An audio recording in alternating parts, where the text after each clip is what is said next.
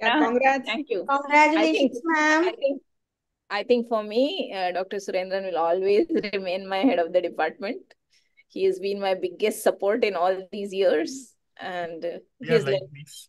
yeah, he's always provided unconditional support for everything which I have done or wish to do. Ma'am, we are live.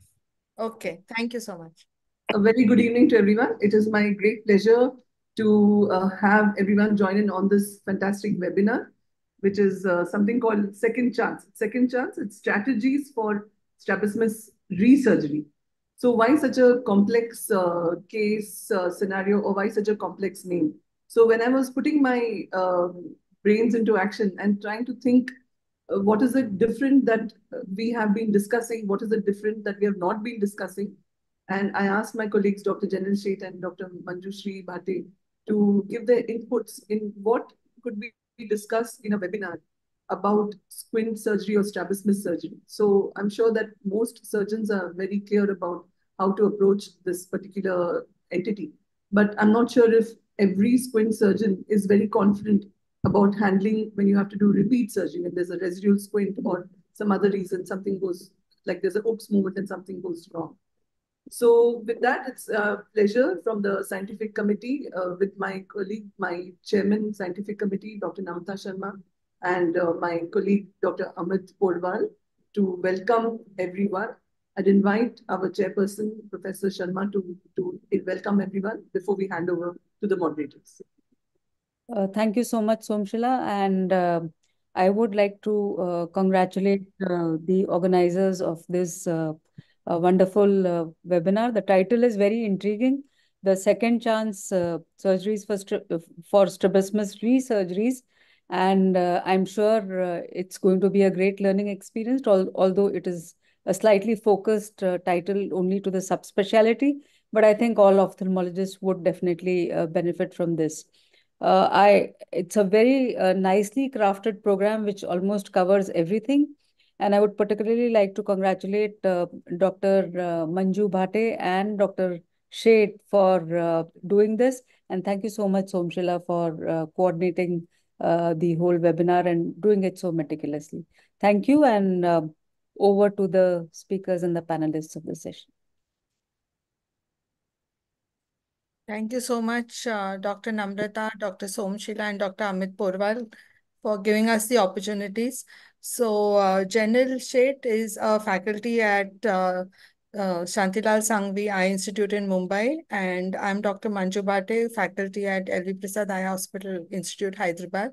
We'll be moderating the session, and we have a panorama of eminent panelists and speakers for the session. So we'll straight go into the session. Maybe Janil, would you like to just quickly introduce the panelists? Yeah, so we have divided panelists as per the section. First of all, a very warm welcome to everyone. Thank you for giving your Saturday evening for this session. And this is a very interesting topic, I'm sure, to everyone, and challenging as well. We are going to have Dr. TSS from Shankar Netralaya and Dr. Pradeep Sharma, both stalwarts of probably together 100 years of experience in strabismus. I'm sure the resurgeries is where you would have seen everyone's resurgery and you have picked up that what are the nuances of it. So for the section one, Dr. Shailaja is going to start her presentation, and we would like you to give comments and discuss with you. And as we move forward, we'll have the other panelists also to be included. Dr. Shailaja, if you can please share your presentation. Yeah, thank you.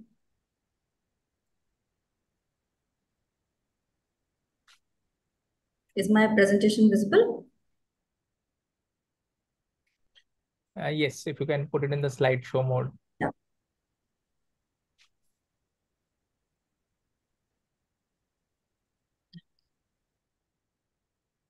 So without much delay, I'll start the presentation, and just before that, I'll just thank the AIOS office bearers, especially Dr. Namrata Sharma and Dr. Somushila Murthy and Dr. Porwal for this opportunity, and Janil and Dr. Manju for this wonderfully crafted program.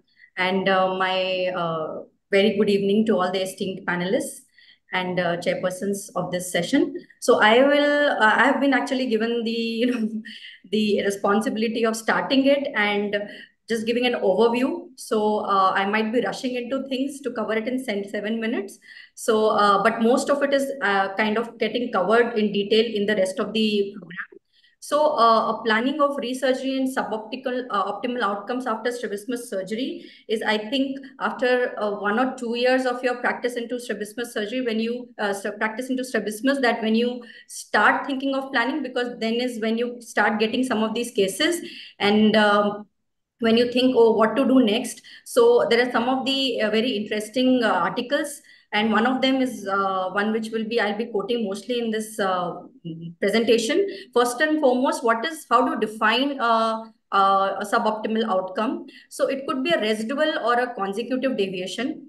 And mostly it would be defined in most of the studies if it is more than 10 prism diopters of atropia after strabismus surgery. And it is usually taken after 4 to 6 weeks after surgery and not just immediately post-operative.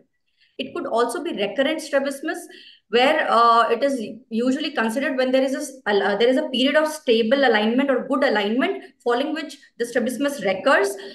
In many papers, the residual and the recurrent strabismus are taken, together.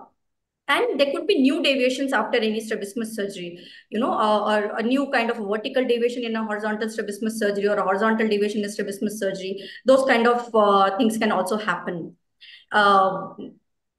So the incidence is quite variable in different papers, but it is going even up to high as 60 to 70% in some of them. Especially recurrent exotropia or intermittent exotropia to recur is much more common as compared to the other kinds of deviations. These are the various percentages. I'll not go into the detail, but first and foremost, whenever it happens, we have to think what went wrong. So, as a beginner, first thing that comes to our mind is, what did my measurement go wrong? And so measurement errors comes first, and you have to go back and see whether you took, ample number of times measuring whether the patient was cooperative or not, what went wrong, and things like that. But over time, you realize that, that's not the main factor in after a couple of years of practice. So, but you could have missed pattern strabismus, oblique dysfunction, DVD at any point of time. So these are the important things that you need to, watch out for in all of your preoperative measurements. There could be a dosage error. But then more commonly, you have to look out the risk factors if there are any. In fact, this would be involved in the planning of the surgery per se, but these are the risk factors which, kind of predisposed to recurrent strabismus or a residual strabismus, and even consecutive deviations. So amblyopia and poor vision is one of the most common, which causes, kind of a residual deviation. The type of deviation, like some of the deviation characteristics, like having a divergence excess exotropia, or a high AC by ratio intermittent exotropia, or a lateral incompetence in exotropia, kind of predisposes to having a consecutive esotropia after surgery, especially for neo. Incomitant and restrictive strabismus are more prone to, have residual deviations or overcorrections. Presence of DVD, in fact, if whenever you correct, there is a 50% chance that it would be undercorrected.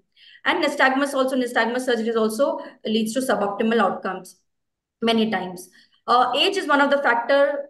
Children, there is more chances of having a suboptimal outcome as compared to adults who are considered to be more cooperative.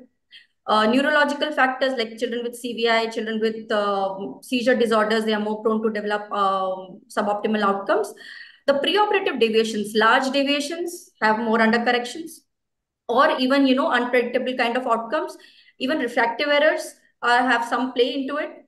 Long-term loss of fusion is another factor which can lead to a suboptimal outcome. All in all, we are tackling a complex neuromuscular and sensory system via just the motor system. So these things are bound to happen, and it will happen to everyone. So if there is an unwanted result, what to do?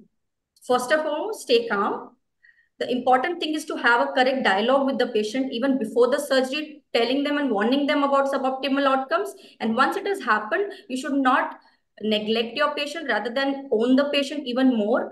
Be with them, try to explain the results with them, and try to explain the options for the management of the patient. You can even try the conservative management. I will not go into detail because this is a surgical webinar, but conservative treatment, especially in some kind of strabismus consecutive deviation like consecutive esotropia, maybe as effective in 80% of the patients if you wait for 1 year.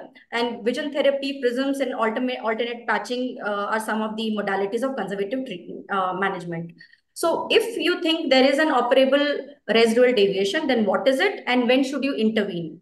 So immediate intervention is called when it is within a week, and that is required in specific types of suboptimal outcomes, especially consecutive deviations which are associated with unexpected limitation of ductions or a new large vertical deviation. So this usually signifies that there is a muscle injury which has happened, like a lost muscle or a slip muscle or adjacent muscle injury. So there you have to intervene as early as possible. All the others you can wait, and late is considered when it's anytime after 4 to 6 weeks of surgery, but usually it is advisable to wait for around 6 months post surgery. For a deviation more than 15 to 20 prism diopters, you would want to go ahead and do a surgery. Below that, better to go ahead with a conservative management. And the other types of other indications for surgery, like possible sensory fusion, any disabling diplopia and cosmetic blemish is also indication for surgery. So this is an example of a lost or slip muscle where there would be large deviation and correspondingly a large limitation of duction. At the same time, there could be a palpable fissure widening when the eye is moved in the direction of the slipped or the lost muscle. When you approach the reoperations, it is important whether you know the complete information of the prior surgery, which would usually be when you have only operated or somebody within your team has operated, or incomplete information about the prior surgery, which is mostly or the usual case. So in those cases, old photographs may be helpful. Like in this patient, it was esotropia to begin with, after surgery straightened, and then later on exodrift was seen. You can contact the surgeon if you know them and ask them for the details. You can look for conjunctival scars. Ancillary tests would be covered later. And last option is go ahead and explore, preferably do it under general anesthesia. The choice of surgical procedure, this is the article which I was talking about. It's an old article, but still very relevant. And Kushner mentions that you have to see the ductions and aversions, measure deviations in all gazes. There could be subtle signs of underactions which you need to pick up. Intraoperative FDT and spring balance tests are also helpful. This is the kind of flowchart that he gives, whether to touch the nape muscles or the previously operated muscles. I think again it would be covered subsequently, but I'll show a few cases. Now this case this is the same case of the photograph where both medial rectus where surgery was done in childhood, and there was a gradual diphthering after 4 years of the surgery. If you look here, there is a subtle or a mild adduction limitation in the left eye, slightly more than the right eye, and the near deviation is more than the distance deviation. Otherwise, the distance deviation is quite comitant in all the gazes. So this kind of tells you that there is some kind of medial rectus underaction. So go ahead.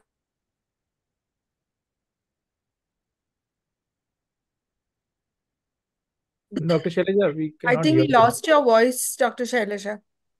Have you muted yourself? Yeah, go on. How much? Most Yeah. of it? No, just No, last. now we can hear you. Also, can you wrap up because we're I just finished. yeah. So this is a case again showing just two more slides. So this is a case again showing a near distance disparity in a consecutive esotropia, again hinting towards underaction of the lateral rectus muscles. So go ahead with bilateral advancement. A case of residual esotropia, which is large esotropia. So here 3 muscles were already done. So a transplantation with of the resected muscle, fourth resected muscle to the already recessed muscle was done. And lastly, one should be always be, whatever you plan, you should always be ready for surprises. In cases of re-surgeries, you could meet with stretch scars, a pseudotendon, or even thin muscles, shifted muscles, extensive scarring, or conjunctival shortening. Thank you. Thank you so much, Dr. Shailaja, for giving a great overview of all the possible options that we can look at re-surgeries. And I really liked your stay calm and have a good dialogue with the patient, because having patient confidence is so important.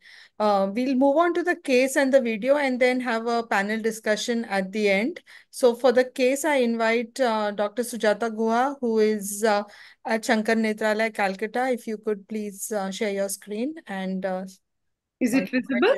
Yes, thank you. So a very good evening to all of you. And at the outset, I would like to thank AIOS team and Dr. Manju for the invite. I'm going to present a case of consecutive esotropia in this 24-year-old young man. He presented with outward deviation for the last several years. Good vision, both eyes, no gross refractive error, measured about 75 prisms of exotropia for distance and around 90 for near with a small left hyper. The ductions were full and there was no diplopia on offset. So we planned a recession of lateral rectus around 7.5 and a medial rectus resection around 7 millimeters. And post-operatively, we had a large consecutive esotropia of 20 prisms for distance and 14 for near, with the abduction limitation more for the right than for the left, and diplopia. The patient complained of diplopia. So, we thought, what could be the cause of such a large consecutive? Could it be overcorrection, wrong dosage, like it was mentioned? But we had planned according to our usual standard tables. We also kept the possibility of a lateral rectus slippage because there was abduction limitation more on the right. We did an MRI. The lateral rectus was there in the same place. So we planned a second intervention, thinking it could be a slipped lateral rectus. At around 11 weeks, a lateral rectus exploration was done, and the lateral rectus was found to be at the same place where we had kept it, around 7.5 millimeters. It was advanced. There was a lot of fibrosis. So once we found it, we advanced it to its insertion on an adjustable suture. And post-op day 1, we left the patient with a flick exophoria for distance and near. On the second 6 weeks post-op for the second surgery, we had a consecutive of 10 prisms of ESO and 4 prisms for near. There was the abduction had improved, but the diplopia still persisted. We gave the prism, we gave the patient 5 base out prism in both the eyes, but the diplopia still remained. What could we have done a little differently in the first surgery? We thought we had over-resected the medial rectus, and medial rectus being a very strong muscle, resecting the medial rectus with a nearly equal recession of the lateral rectus could have given us the additional effect. And this large medial rectus resection could actually be a restrictive element causing abduction limitation. So we thought we could have increased in the first surgery, we could have increased the lateral rectus recession a little more and reduced the resection a little less. So what are the learning points from this? We learned that 4 muscle surgery is not equivalent to a double of 2 muscles. It gives exaggerated results for the same amount of dosage when it is done bilaterally, and therefore you should reduce the surgical dose and preferably put these patients on adjustable suture. Medial rectus resection, a large resection can cause restriction, and a 3 muscle surgery is a good alternative for large angle strabismus. We can stage the surgeries. The first surgery can give us the maximum, we can do the maximum surgery in the first stage, and then titrate the second surgery depending on how we got the results. Thank you. Thank you so much. So that was really interesting, and all your learning points of staging surgeries or taking things step by step, and when we can, land up overcorrecting was really useful. I think we need to bring our 100 years of experience now to give us some comments. So I'd really like to invite Dr. Surendra and Dr. Pradeep Sharma to please give us your expert opinion on the first two presentations, and then we'll move on to the video. I think it was a wonderful presentation by Shailaja, covering up most of the things to start with. I think we will be discussing more of that one by one. I would like to specifically mention about the case because that is something which we need to. The choice of doing an MR resection of 7 is really amazing to me. I would never do that. That is something which we usually say the equity between MR and LR has to be in the ratio of 1.5 to 2 is to 3 or 1.5 to that. So from 7.5, 5 would have been the MR to balance. Yes. So I would feel that would have been, I mean, it's like a red flag to me. At the first instance, I was thinking there would be a problem. So I think that is something which we should always remember. MR being a muscle which has a very short length towards the equator should not be over recessed or over resected. It has very few, I mean, the safe limits are little. Lateral rectus that way has a more leeway, and you should be doing that. So that is one take-home point which you have already taken, that MR should not be resected. Secondly, I don't see the fact that you did an FDT at the second stage. In fact, at the end of the first surgery, I would always expect a person to do an FDT, that after the resection or the advancement of the MR, you have ensured that the FDT is not tight. I generally tell that, yeah, FDT should be done. And if you find that the resection is not allowing the lateral rectus to abduct on the table, you will have to reduce the median. So these are the two, I think, points which I would like to suggest at this moment. Thank you so much. Dr. Surendran, please would you also give your opinion? Unmute. Dr. Surendran, unmute yourself.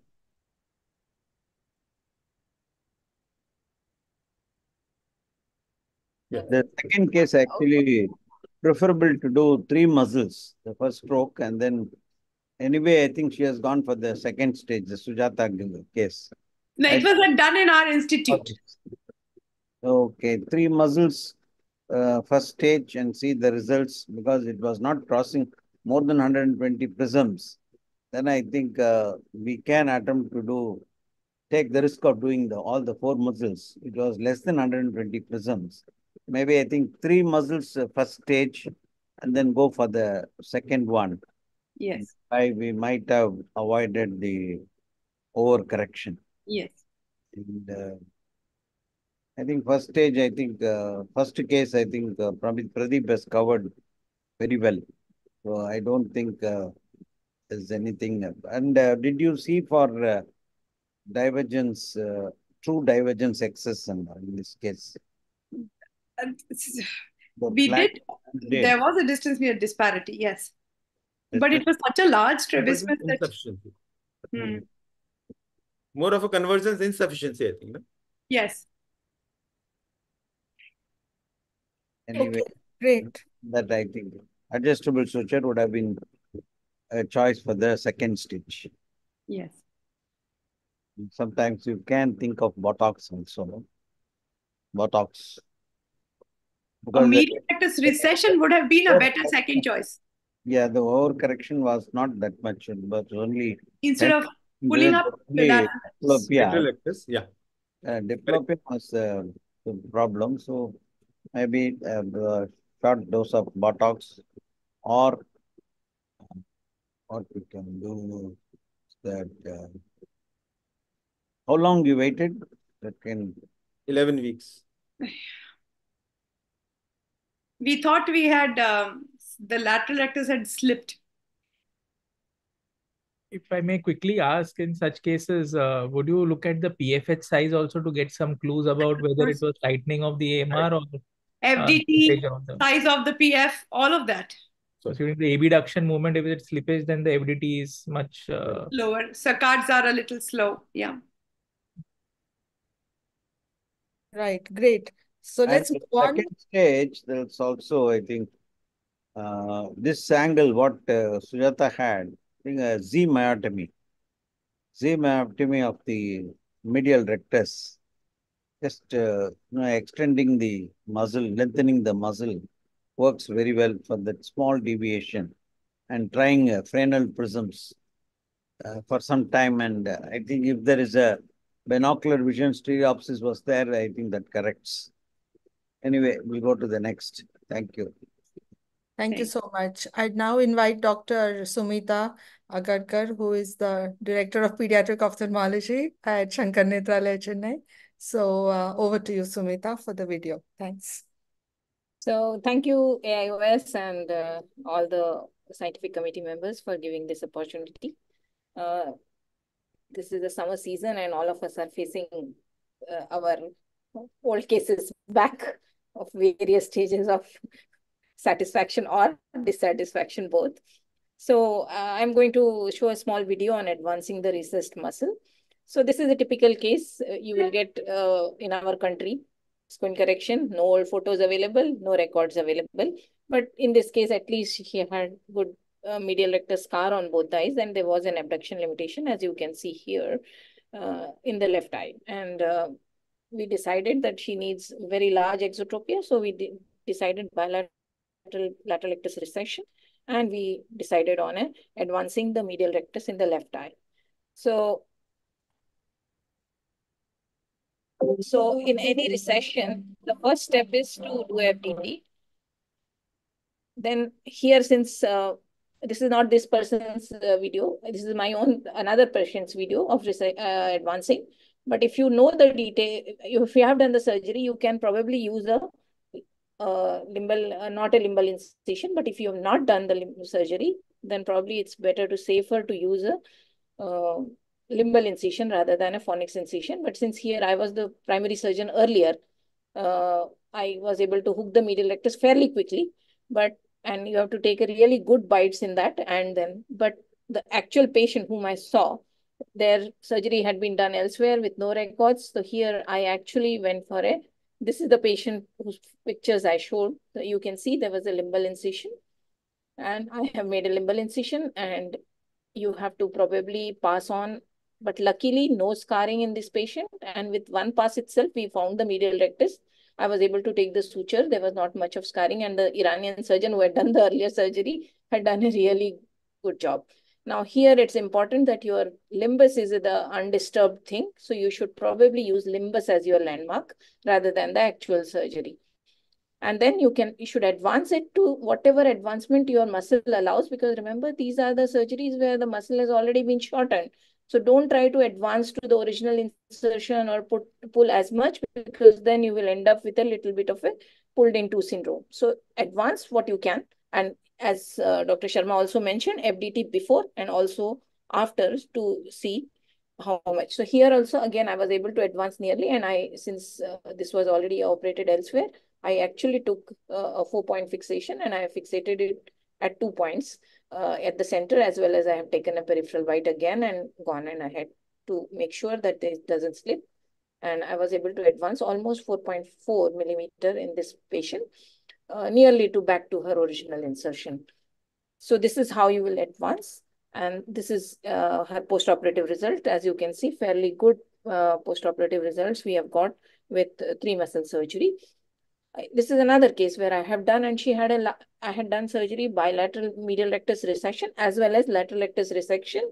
And she has come back with a fairly large residual ET.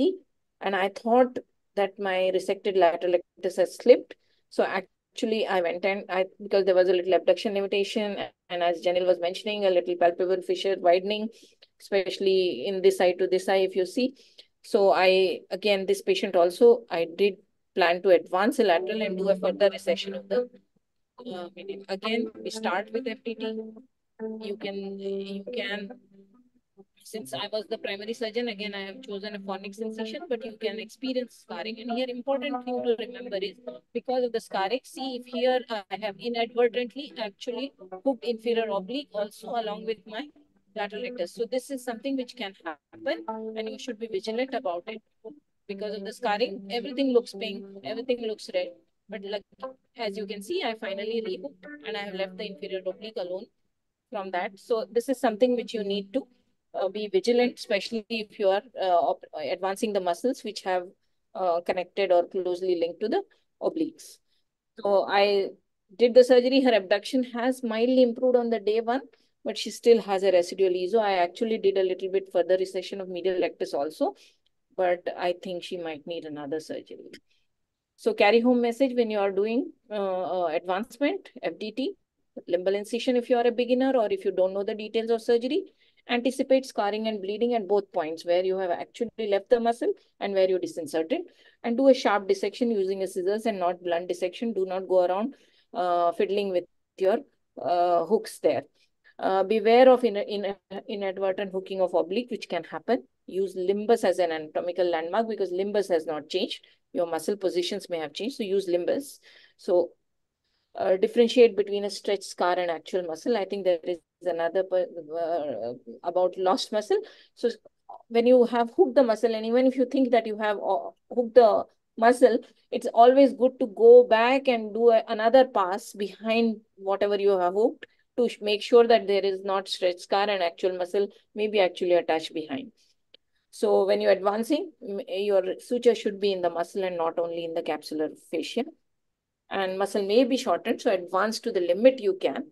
Secure the muscle adequately if you feel not sure. And if you're planning another surgery, then advancement can give a little unexpected results. So it's always preferable or ideal probably to leave other muscle on adjustable to optimize your results. Thank you for your attention.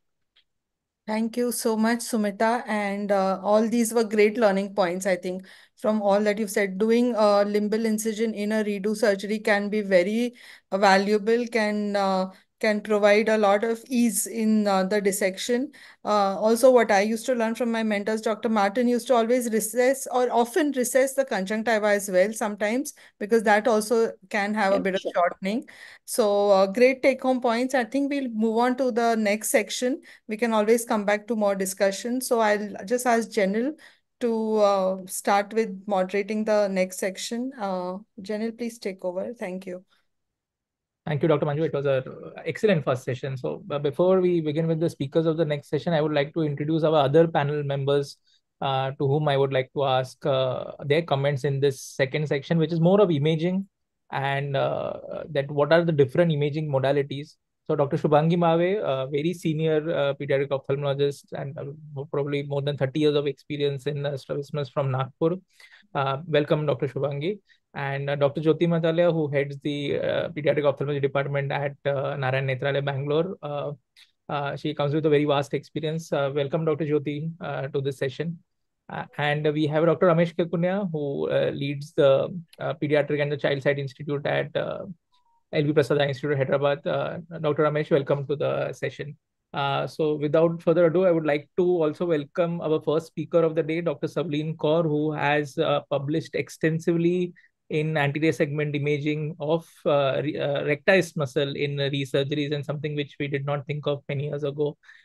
She comes with vast experience in such things. And Dr. Savleen currently is a faculty member at PGI Chandigarh Prestigious. Dr. Savleen, I would request you to kindly share your presentation. Thank you so much, General. Thank you so much, Dr. Manju, for inviting me to be a part of this. I'm sorry, I have a bad throat. I hope I'm audible. Yes, you're audible. Yes, you're audible. Yeah. Please go ahead. So since we're talking about imaging, I would just, because we're having a webinar on redo strabismus, so we all know how common it's to encounter such scenario, and patients rarely don't know their histories, and we are often not the primary surgeon. As Shelja and Dr. Sujata's case, as well as Dr. Sumita has told us that we do need to do a thorough clinical examination along with previous history and photographs to be reviewed. But still in 30% of these cases, our muscle attachment might be defective. So I think that is where imaging comes into picture. So I have 3 cases that I wanted to show in order to highlight the 3 most common imaging modalities that we can use. Beginning with the ASOCT, I'm sure we're going to talk about it in the future talks as well.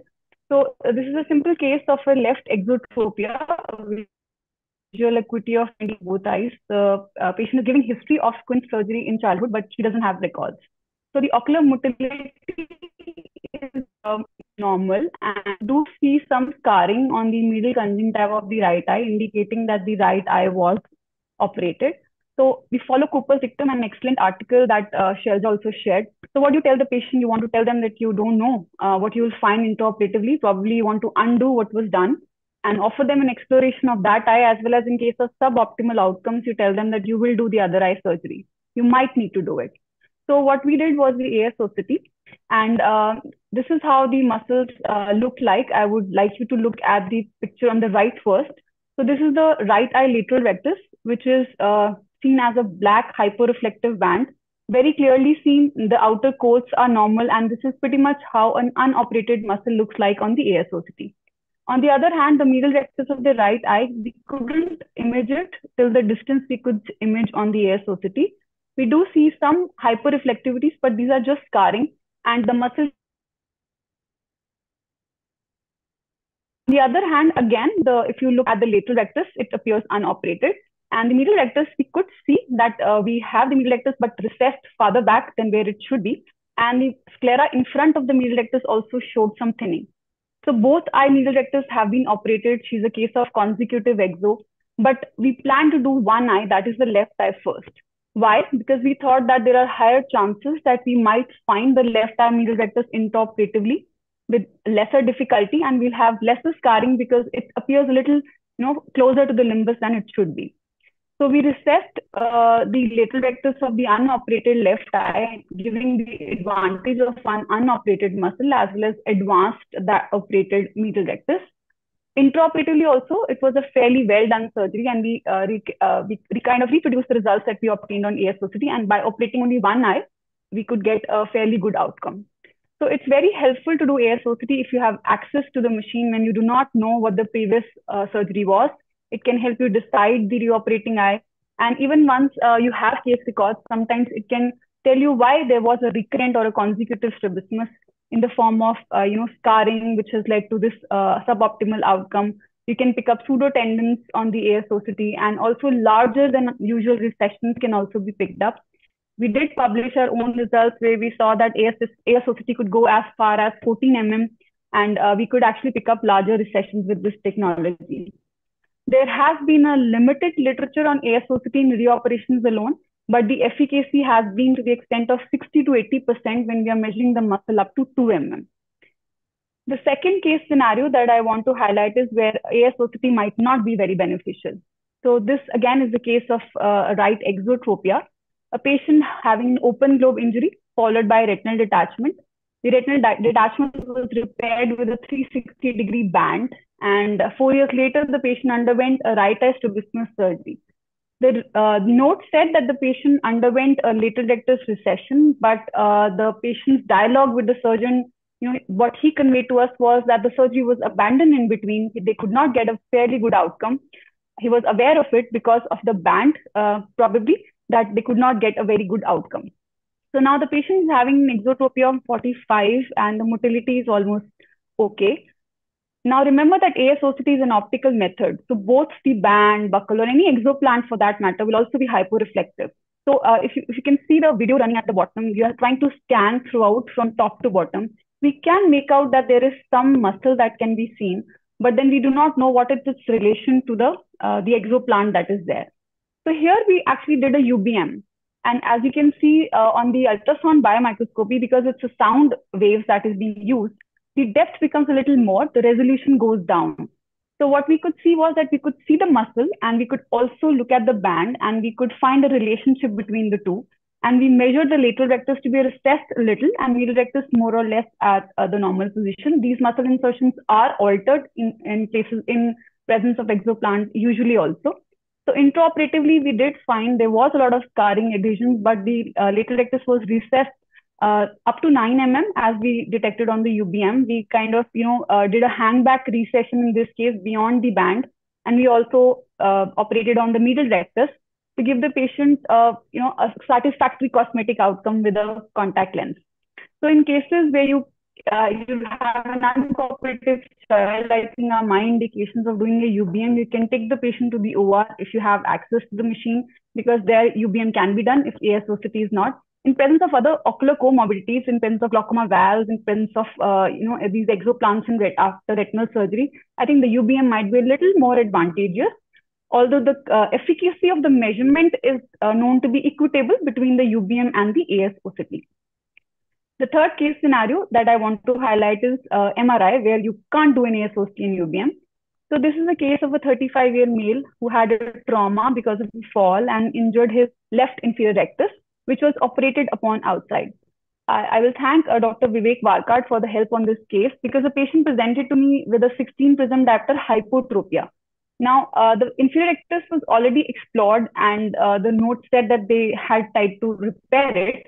And as you can see, the saccades were reduced, but the patient could still depress a little bit, and we could see some fullness in the inferior lid, and we were suspecting what is happening to the inferior rectus. If it's attached, why is it not gained its normal function? When we did the ASOCT of the right eye, you can beautifully see the inferior rectus. We have shifted to the BLEB module for this. But the left eye inferior rectus is all haywire. There's a lot of scarring. In this case, you will not be able to do, not able to see much on the ASOCT as well as on the UBM. And these are the cases which I think, to my mind, require neuroimaging, because posteriorly you want to know how the muscle is. So we could see the inferior rectus posteriorly intact. We did a dynamic MRI as well. When the patient is looking in the up gaze and down gaze, we did see some movement, but the attachment between the posterior and the anterior part of the inferior rectus seemed a little thin. So the radiologist also felt that there was something going on in between the muscle, and intraoperatively saw that it was actually lacerated. So for the first go, because it was immediately post the first surgery, we did not do much. We just sutured the inferior rectus through and through. And post-operatively, we actually saw that the patient was orthotropic. And I don't have much follow-up photograph for this patient, but he does seem to have a lot of, good depression, and he's not complaining of diplopia. So in cases there is a trauma to the muscle, maybe endoscopic surgery, or you have a large restrictive strabismus, are the indications where would you want to do a neuroimaging and not ASOCT or the UBM. Where large slips, you want to do the MRI. And in cases of complex strabismus, there's an excellent paper by Dr. Deemer where he details the situations where you would want to do an MRI. Obliques cannot be imaged on the ASOCT and the UBM, and if you are planning a reoperation on an oblique, you can attempt at the MRI. It's very good to look at the imaging. The bulk of the inferior oblique can also be very well appreciated on the MRI. And in difficult case scenarios like craniosynostosis, I think are the indications where you would want to do an MRI. So every technology has the constraints of availability, time, and expertise, and along with the expertise that you have and the availability of the machine. But still, our gold standard remains a thorough clinical examination, and on table, what do you find? So to conclude, imaging can be beneficial in select cases of strabismus reoperations. You can counsel the patients better. I think you're more prepared if you have some results on the imaging, and it will make your results more predictable. These are just complementary ancillary tools, and the most sophisticated instrument, you might have access to it, but you should not use it without a thorough clinical examination. So thank you very much. I think all my second chances are looked upon by Dr. Jasprit. So thank you, sir, for that. And thank you again, AIOS, for inviting me. Thank you, Dr. Sarvin. Excellent summary of all the imaging techniques. I think this brings more confidence to the surgeon as well as the patient before doing the exploratory and having surprises. Before we move to panel discussion, I would like to invite Dr. Sampada, who is again going to give a very interesting case of imaging and its role in a case of strabismus. Dr. Sampada is a faculty member of V. Prasada Institute, Hyderabad. Good friend of mine. Sampada, please go ahead, and we'll have the panel comments discussion after the third talk. Thank you, Janil. Thank you, everybody, for giving me this opportunity to present such an interesting discussion which we are having today. And I have one case which actually saved my day. Are my slides running? Yes, they're visible, please. Okay, so yeah, so I'll just start straight away with the case that I had. One case who the patient was 28-year-old, and he came to my clinic with a presentation like this, who wanted to get the eye corrected, which was already operated at the age of 5 years. And somewhere else it was diagnosed to be having type 2 DRS. He gave a history that he was already operated twice, once at the age of 5 and maybe the second was at the age of 10.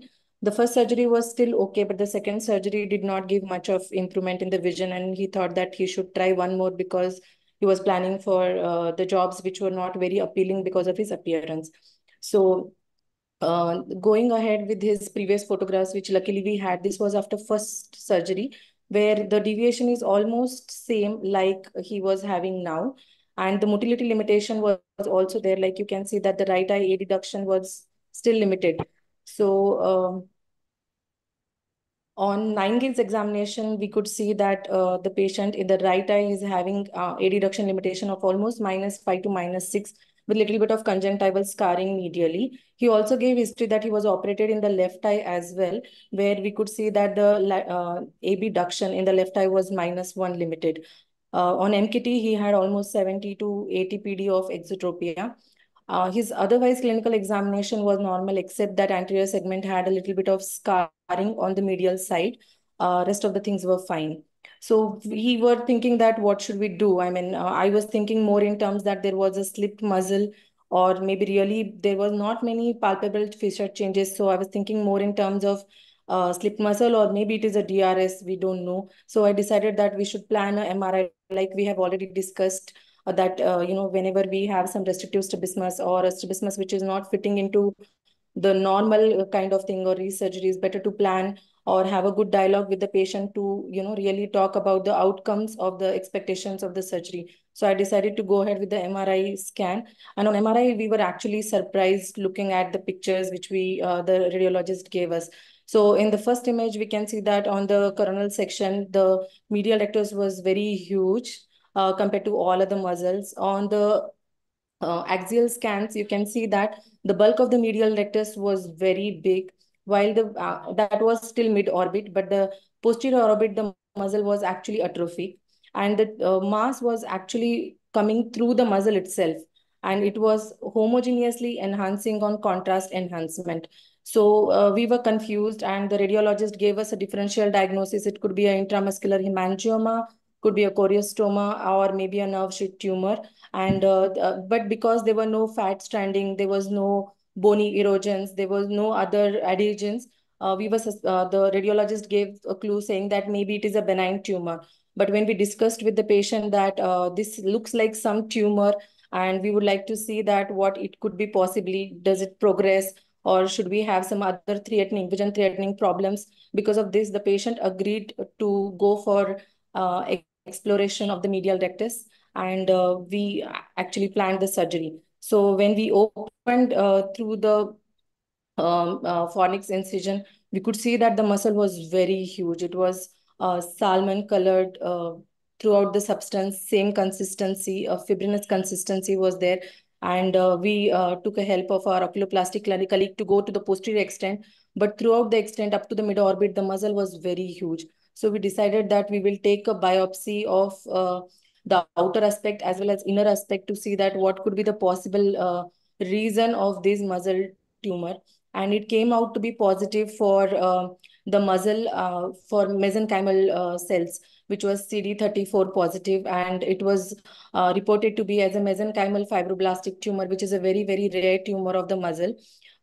So that's how I came to a conclusion that now I keep myself updated that whenever there is a resurgery with large motility limitations or a severe scarring, which I'm seeing, or palpebral fissures changes are there, or a restrictive or long-standing paralytic strabismus where you may suspect something which is very unusual, or in complex strabismus or incompetence strabismus, I try to keep my option open for neuroimaging before planning the surgical intervention for these patients. Thank you. Thank you, Sampada. Really interesting case, and I'm sure this is going to be very unusual and probably once in a decade kind of experience. But the important point is that if there is something which is unusual and does not follow the usual rules of strabismus, then it is better to have some imaging modality so that you are well prepared and you can explain the patient. Moving on to quickly to Dr. Jaspreet's. Dr. Jaspreet is a senior faculty member of again PGI Chandigarh and has extensively worked in pediatric ophthalmology as well as strabismus, and he is going to today show us a very interesting case where he has again used ASOCT to guide the position of the muscle in management of a strabismus. Dr. Jaspreet, over to you.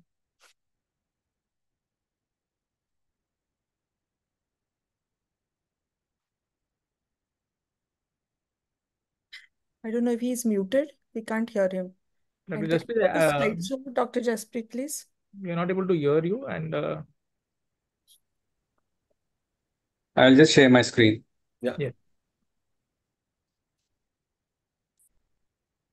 Yeah.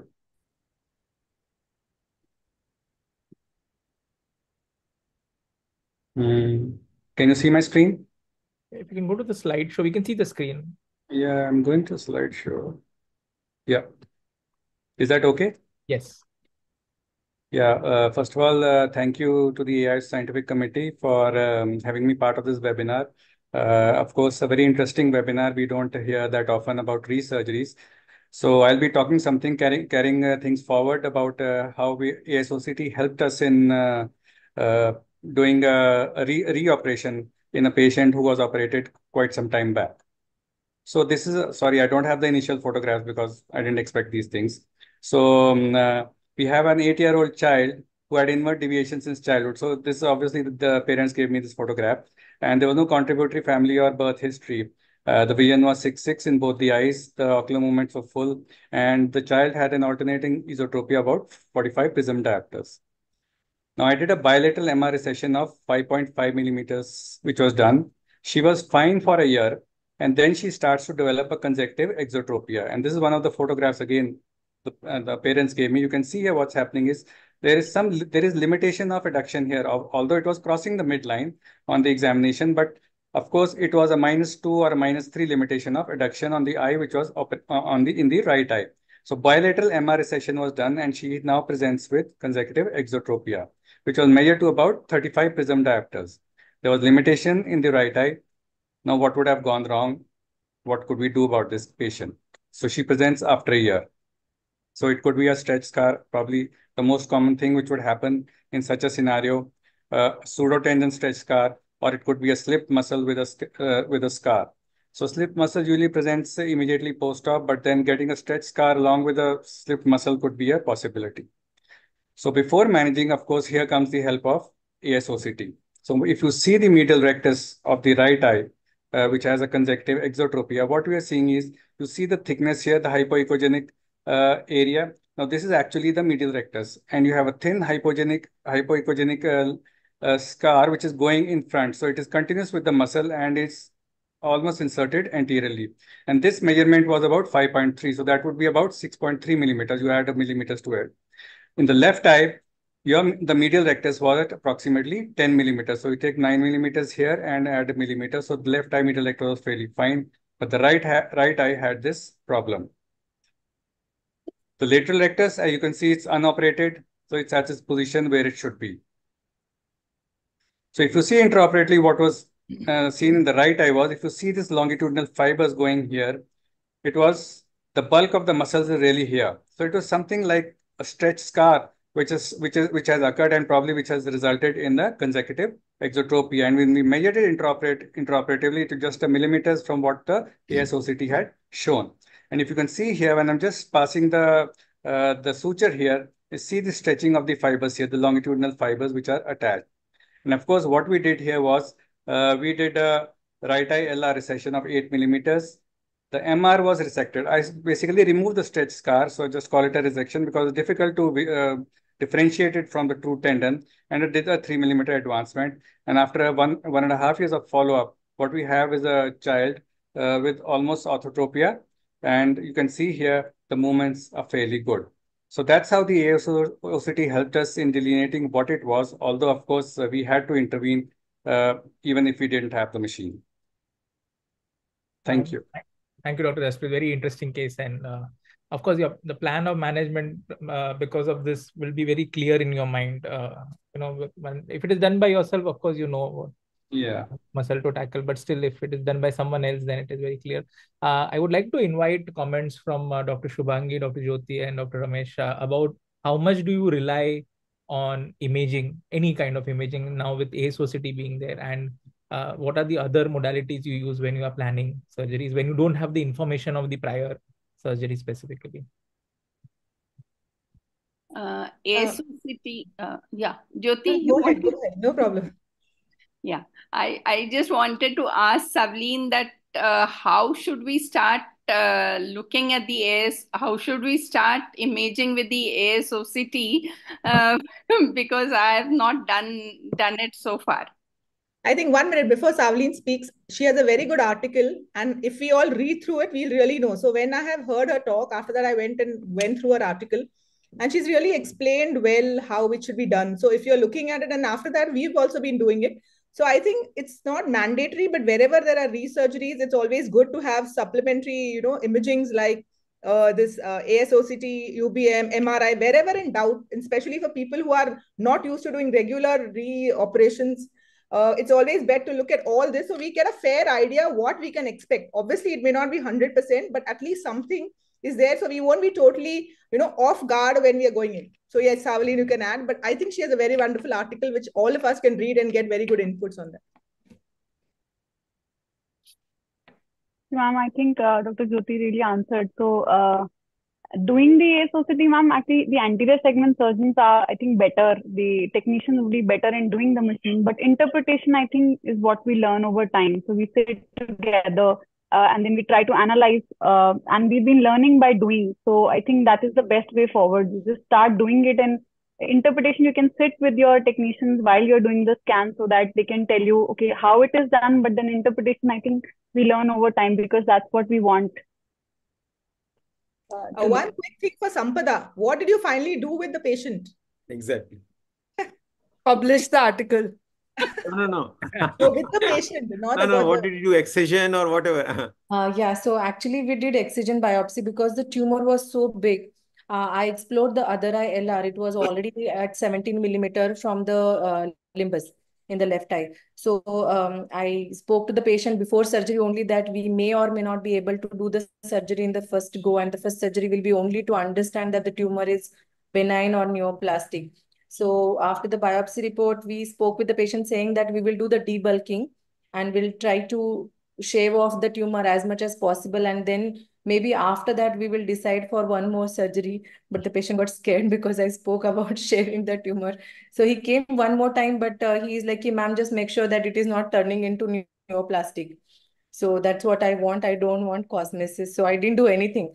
But I had kept my thing that I will take a help of my oculoplastic colleague and try to reduce the tumor, because it bled a bit, but it was not torrential bleeding on table, because the differentials given were like hemangioma and nerve sheath tumor. So we were a bit worried about how it could be once we take a small bit of biopsy. But luckily, it was not very big, like profuse bleeding on table. So I gave the patient two options. Patient opted for not to go for the surgery. You I said was wondering that after excision, you would have done belly transfers to correct the adduction, because it was the middle rectus was totally non-effective as -5, and there was the distal part was thick and the proximal part was almost thin. So you had to do an excision and do a belly transfer, modified Nishida's procedure to correct the adduction, I thought. Yeah, you That's said what my that plan was actually. there was a scar. You said there was a scar in the right eye on medial side. Yes, so there was a small scar which we could see on the slit lamp, and there were some bubbles also, like globulate cells kind of thing, which we see. But when I actually took the patient for the surgery, there was not much of scarring. Even the muzzle felt like it is not touched so much. So most likely the first surgeon had seen the medial rectus and decided that to cover the XT, he will do both eyes LR recession. That's what I felt when I opened the case, because anybody who will see that muzzle will actually leave it like that, thinking that maybe it won't work. So that's all. So we have submitted Thank it. you so much for the discussion. I think in the interest of time, we have to move on to the section 3. I think we have nicely summarized the first two sessions, that the algorithm of approach as well as the role of imaging. Now we'll move on to the session 3 about certain videos and interesting cases. Dr. Manju, over to you. Sure. Thank you so much, Janil. So we'll move on to section 3, and we'd like to invite some more panelists. So Dr. Sumita Agarkar, who is Director at Shankar Netralaya, Dr. Pradeep Sharma, Dr. TSS. If you could please give your inputs, and we'll begin with the talk. So this is more about slip muscle. We have a talk by Dr. Swati. No, sorry. We have a talk by Dr. Jitendra first, then Janil, and then Dr. Ramesh Kekunaya. So, Dr. Jitendra, can you please share your slides? And this will be an approach to slip loss muscle. when, what, and how. Thank you. So Dr. Jitendra is the leading pediatric ophthalmologist at Baroda. We all know him. He doesn't need an introduction. Go ahead, please. Thank you Thanks. so much, Manju. And it's an amazing session. I would like to congratulate you, Dr. Janil, AIOS, for bringing out such a wonderful session, wonderful cases. My congratulations to Dr. Sampada. It was a very interesting case. So I would be speaking on slipped or lost muscle.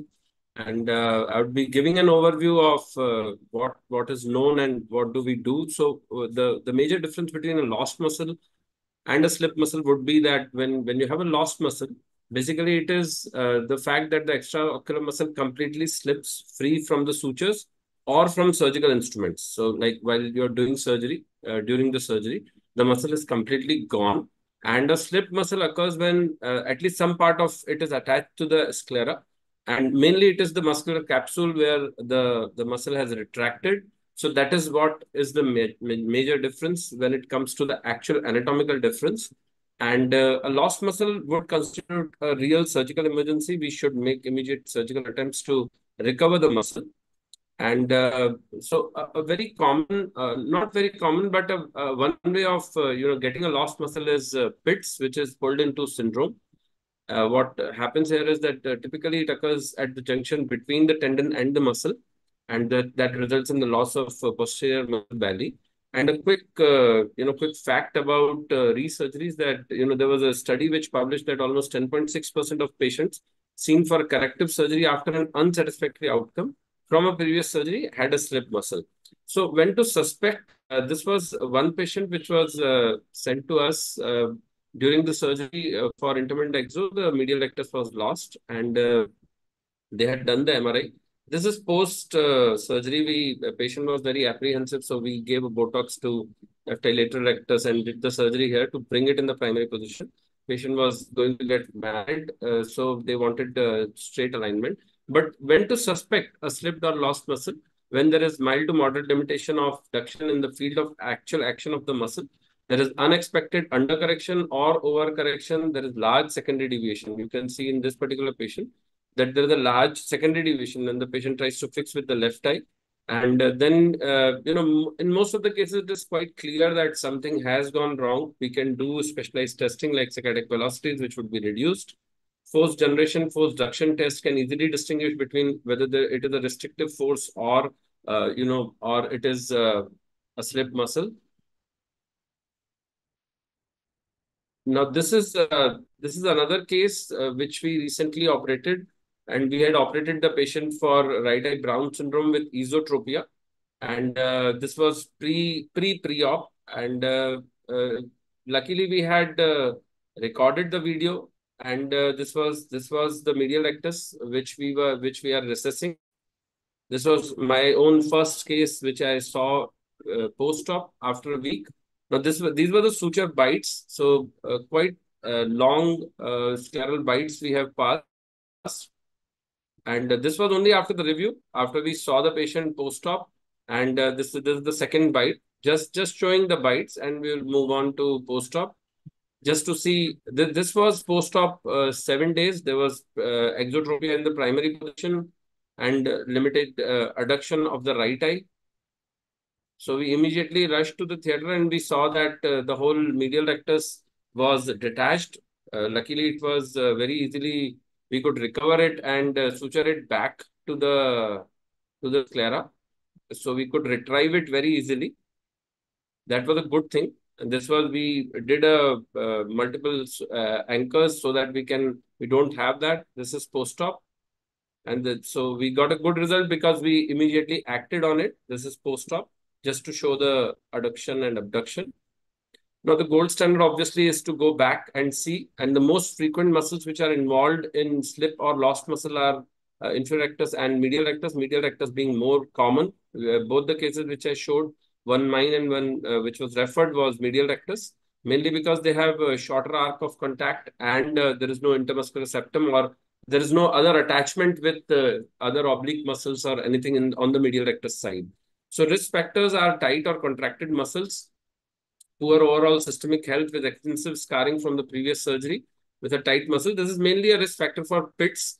And strength of adhesion post-operatively mainly depends on location of the pre-placement suture, suture imbrication in the muscle, suture tensile strength, adequacy of scleral pass, and integrity of knot.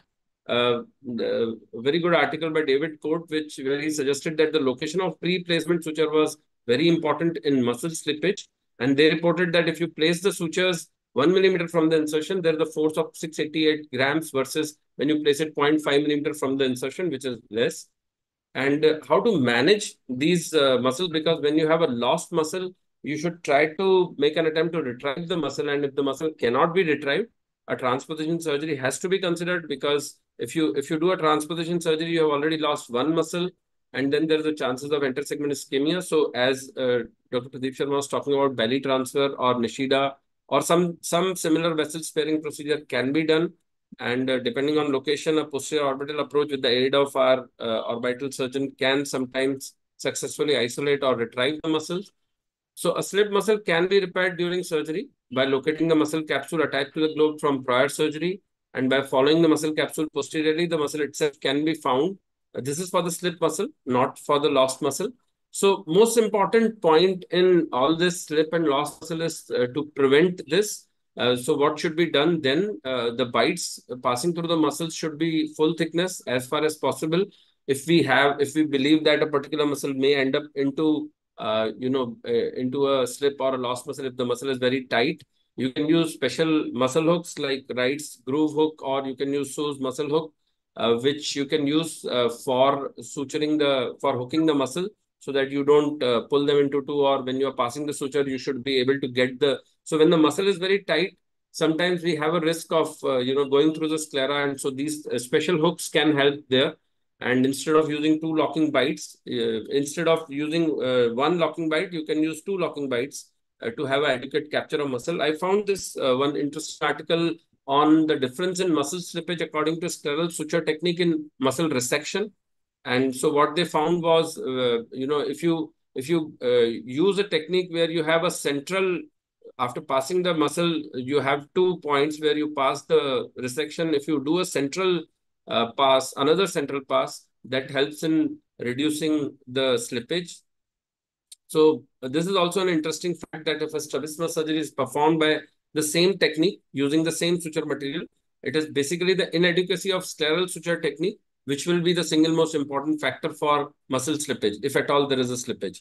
So in summary, we should plan for prevention by using meticulous techniques. We should be gentle, and we should take full thickness bites. If the deviation is unexpected, with restriction of motility post-op, think of muscle slip or loss. Diagnose early in post-op period and take up the patient for resurgery or intra-op inspection. And while retrieving the muscle, be gentle, follow the capsule, and look for remnants of the suture if it has been operated by you. So thank you so much. Thank you for the invite. Great. Thank you. We lost. Okay. Thank you so much, Jitendra. That was really great. I think your talk covered everything that we really need to know about slipped and lost muscle, including staying calm and remembering all that you've taught us today. I think we'll all be champions in managing such cases. So let's move on to the next. We have Dr. Janil Seth, who will be discussing a case of slip muscle. Janil, over to you. Thank you, Dr. Manju. Am I audible? Yes. So when slideshow. When Dr. Manjushri and myself were trying to allocate and make this program, till that time I did not have a slip muscle case, and then the next week I had. So I have my own.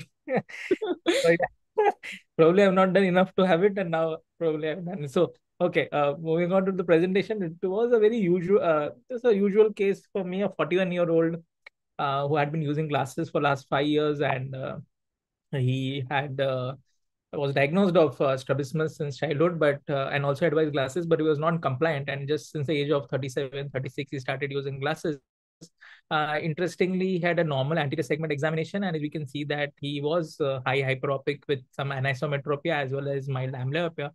Stereopsis is, of course, worse than 400 seconds of arc, with left eye suppression on Worth dot and others sensory examination. He had a normal extraocular motility, nothing unusual We did a prism bar cover test, and unaided he was 55 prism diopters, comitant strabismus both for distance and near, and with his hyperopic glasses of +5, +7 in the right and left eye respectively, we saw that the esotropia was 15 diopters lesser.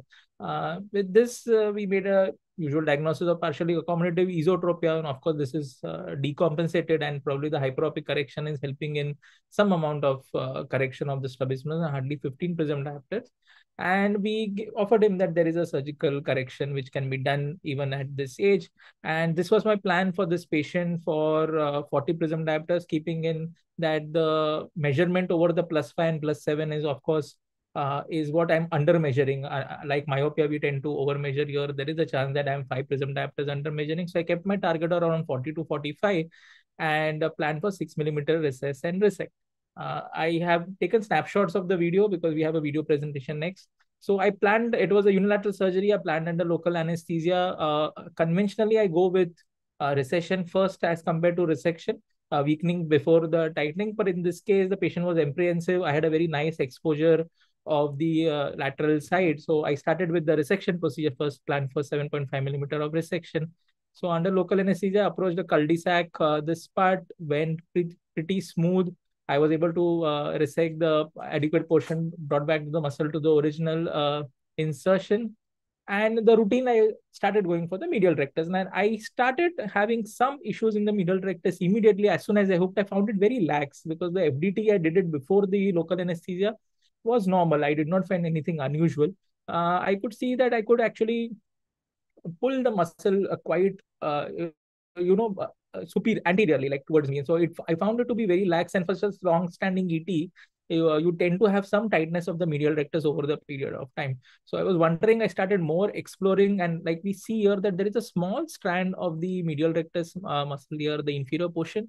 So I have one hook which is going through there, and another hook going through possibly just to the through the Tenon's capsule. And again, in the image to the right, we can see that there is a double hooking happening where I have this portion which is hooked with my which is the Tenon's capsule only, and the other is hooking the muscle. So there were dual planes. I realized that something is going wrong, and then I started exploring little further, not moving the eye. So I used the retractor to explore the posterior part of the medial rectus muscle. I realized that I can see a stump here, which I'm holding here, and a very small strut of the medial rectus, the inferior portion, and the superior half was probably missing.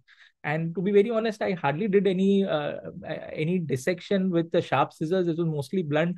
And this portion which I'm hooking again is the Tenon's capsule, as you can see, which you can stretch very easily. So piecemeal, I started tracing the capsule posteriorly to hoping that the medial rectus would be found, the remaining portion. And I feel so that I got most of the fibers of the medial rectus. And as you can see, I secured with multiple sutures. First, almost 4 sutures I used to secure whatever I felt like a muscle, and did some blunt dissection to see if I can see the muscle fibers. And I thought so. The original plan was to do a 6mm of recession, but I put it at 5mm, thinking that I have lost probably the superior 1/3 of the medial rectus muscle. So probably the resection effect would be more.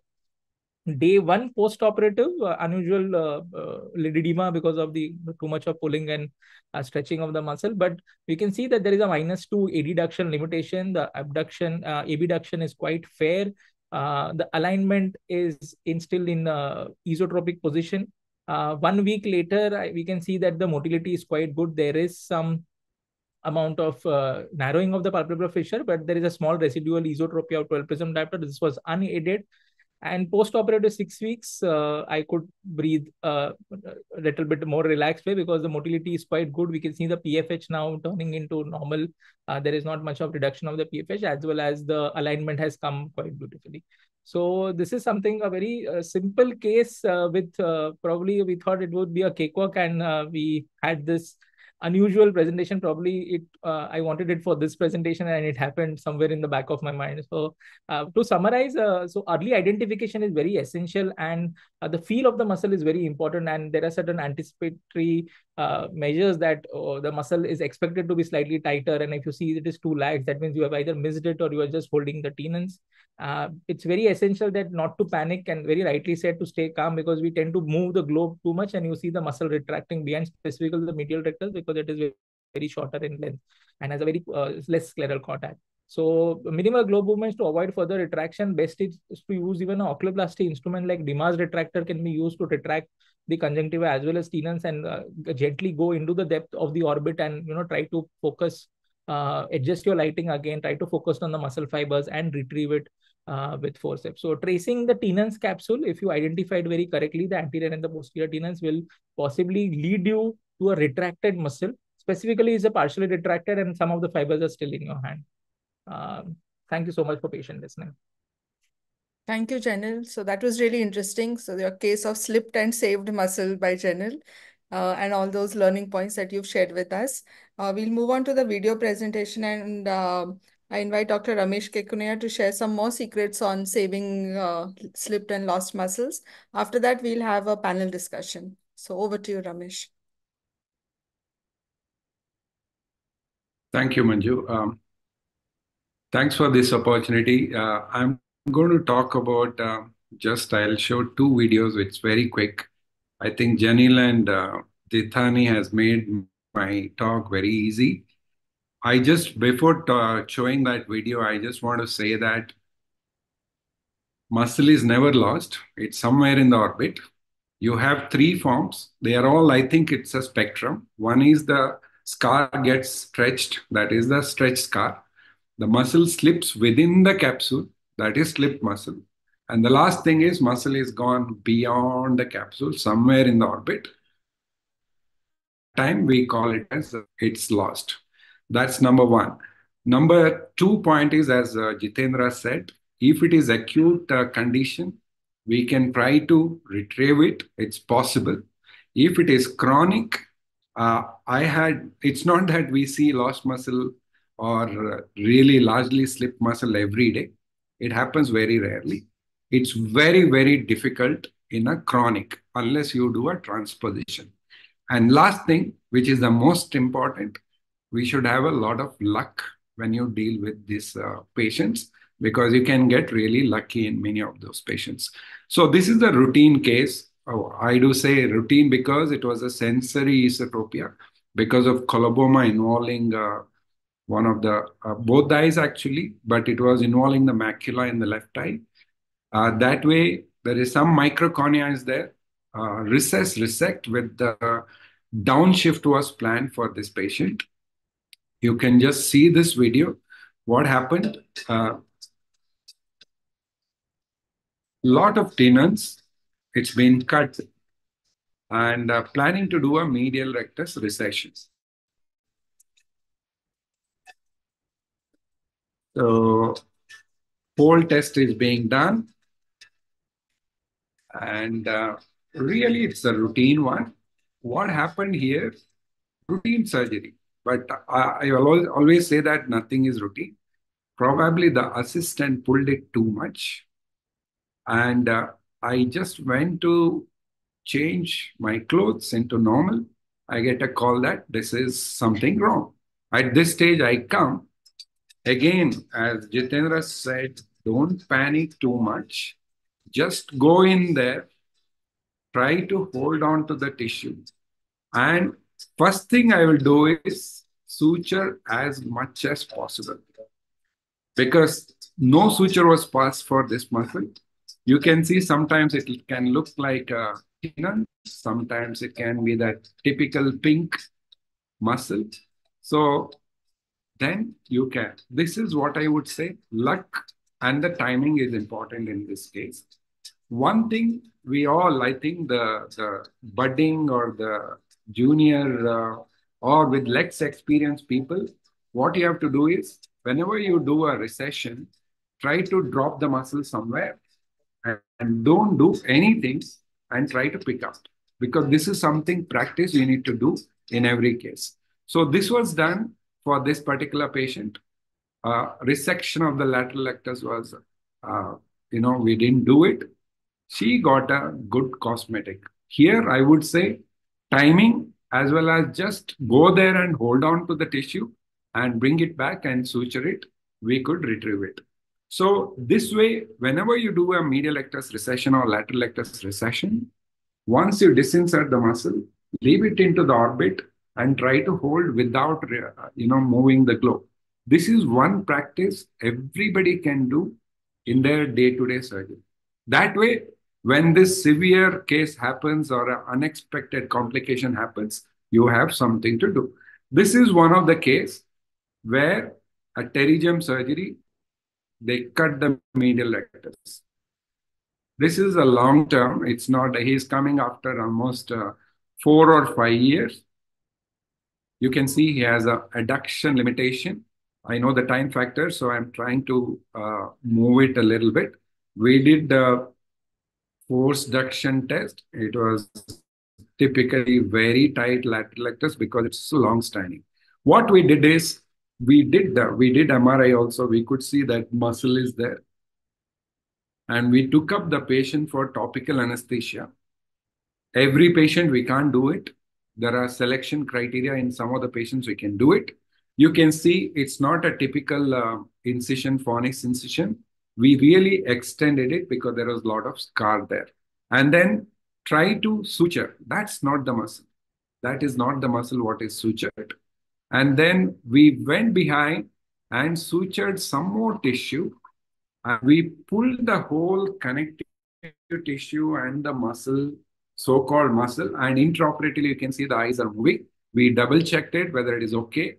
We also did the lateral rectus muscle recession at the same thing. You can see the eye movement. You can't really expect everything to move because the muscle will be still painful.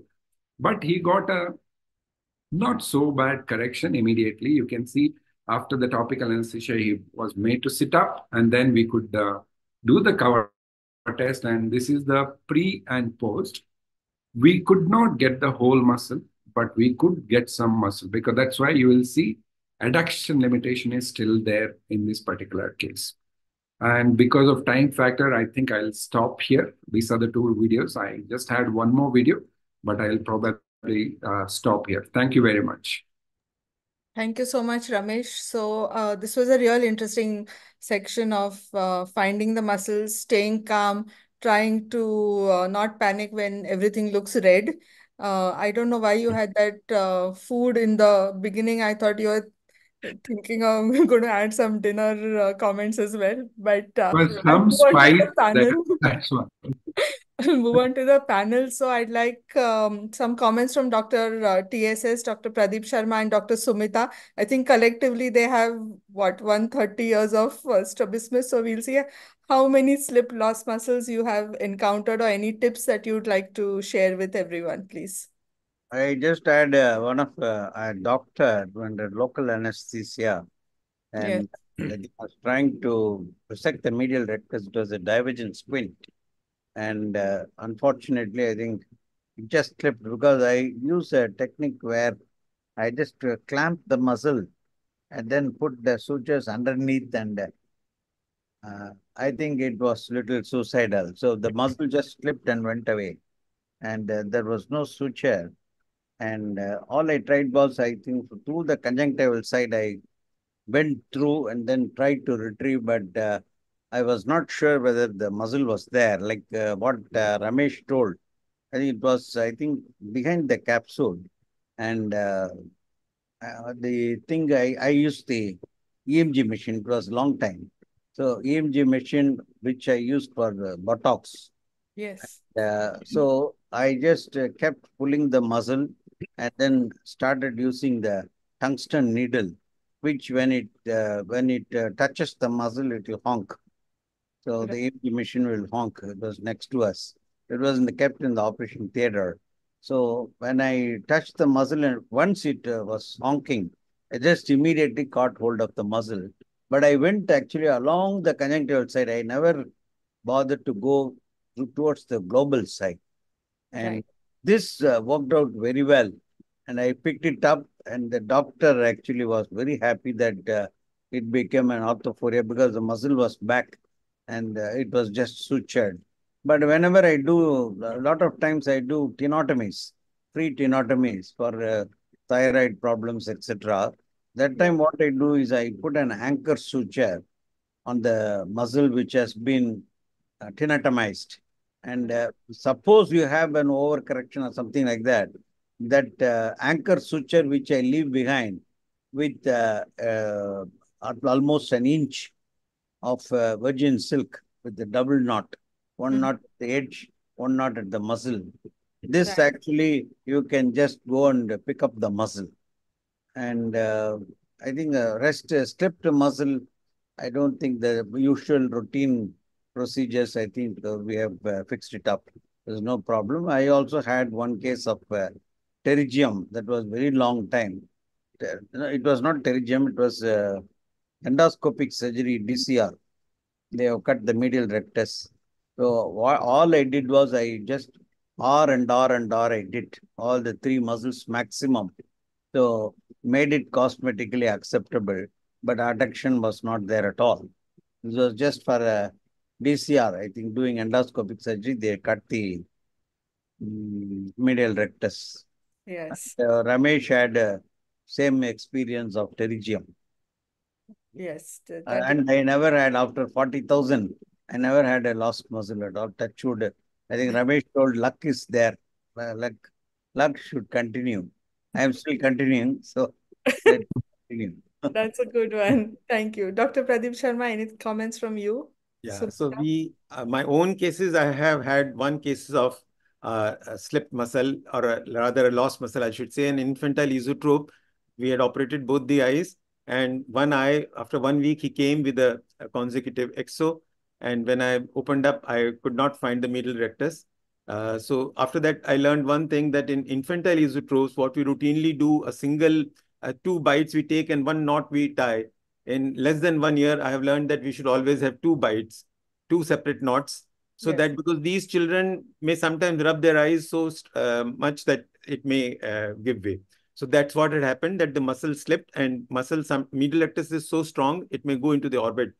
What Dr. Surendran was saying, that using the EMG probe, another thing which comes handy is that if you pull something what looks like a muscle and you have an OCR, so the help of the anesthetist can also help you sometimes, that you pull something and then he says, oh, the bradycardia is happening. So that lets you know that, okay, that could be the muscle.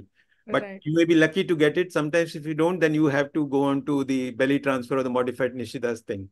Other than that, we have had, I mean, in the past several times, pits because of the retinal surgeons handling the muscles, and inferior rectus, I mean, has been split several times by them. And that's what, sometimes they have themselves sutured and they have got away. And sometimes they have been, these cases have been referred and we have had to do the suturing of these cases, which splits at times. So that can happen by the rough handling, which I think most strabismus surgeons would not have it, unless it's a very fibrotic muscle, sometimes in thyroid muscles, that some of the cases we have seen have had pits in the Duane's retraction syndrome or a CFUM cases, very thin fibrotic muscles, that it can happen. So that is one thing which you have to keep in mind. And as I would like to emphasize, that doing the surgery under the microscope is very helpful in such cases. Particularly, you have good illumination and you have magnification, which is very helpful. So people who are doing under the loop or thing may have to switch on to the microscope to get to find out these muscles and do something. And never panic, never pull the globe, because the muscle will get retracted more. You may require a long bladed retractor, a Barbies, or we have a long tissue retractor, which helps in keeping the tissue away and then looking for the muscles. Sure. Thank you so much. One more experience I had with Dr. Badranath. He actually operated retinal detachment surgery, and he cut the inferior rectus and lost the muscle. So he called me, and I was just looking that what happened to the other eye. Other eye, he had no PL because he has had a retinal detachment earlier, and then he had no PL. So I told him, I think the eye looks doesn't look that much hyper. Best thing is you leave it alone. Don't go and probe. And fortunately and surprisingly, it so happened I was very slightly hyper, about 15 prisms or so. And he was managing with that eye, no diplopia. So sometimes I think we'll have to use our common sense, not to go in middle again. And then you may cut the buckle and you may have a problem of the retinal surgery, what has been done. This also happened. And a number of times he has also sacrificed the vertex veins. That also happens. I think when you're doing oblique muscles, you have to be very careful. vertex veins come on the way. Yes. Sure. Thank you so much for sharing your wisdom and experiences. Maybe one last quick point from Sumita. Any tips you can give to the assistants? As Ramesh said, sometimes assistants are over enthusiastic when they are assisting with surgery. So, Sumita, do you want to I add? think Zen mode is very Celebration Zen. important. Number one, Zen mode. Second, do not scream at your assistants or the nurse who is assisting you. Never. And third, you do retrieve the suture. Probably it's a good idea to use a non-absorbable suture sometimes.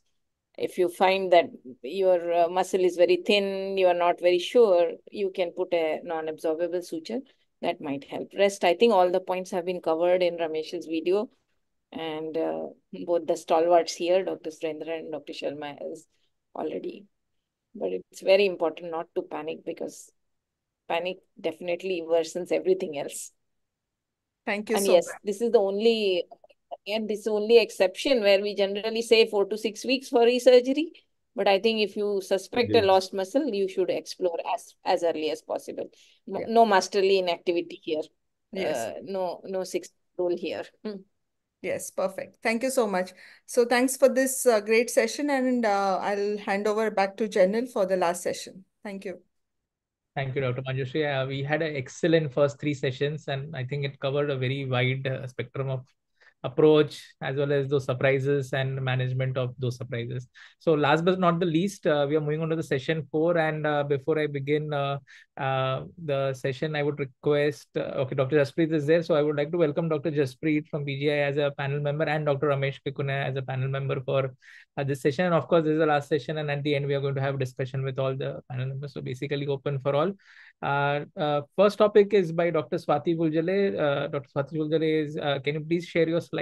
She's going to talk on Cooper's dictum, and this we have been hearing from our fellowship days, that which muscle to choose, where to go towards the nose or temporally, and which is the muscle to be selected. So request Dr. Swati to please kindly share a slide.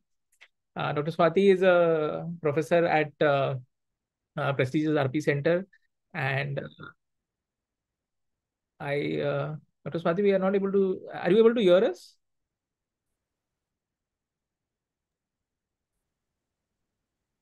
Yeah, she's muted also. Swati? Swati, can you unmute? Yeah. Yeah, good evening, everyone. Is my voice audible? Yes, Dr. Swati, you have started screen sharing. We are just waiting for the screen to come up. Yeah, we can see the screen. Yeah, so our slides visible and I'm clearly audible. Yeah, please go ahead. Yeah, good evening, everyone. Good evening, sir. How are you? I hope you're doing well. Good evening, Dr. Surendran. It's pleasure to be here, and thank you, AIOS, for organizing this. Thank you, Janil and Dr. Manju, for inviting me as a speaker. I'll be talking about Cooper's dictum, choosing the same eye or the same muscle, or we need to do the other eye or the other muscle as far as our resurgeries are concerned. Right. So as Dr. Shalja has already spoken that almost 5 to 10% of our patients will need resurgery, especially so if they are complicated cases, paralytic or restrictive. And there are no standard rules to approach these resurgeries. So what Cooper said that you should treat resurgeries as good as first time surgery and should plan accordingly, should plan your surgery according to the first surgery.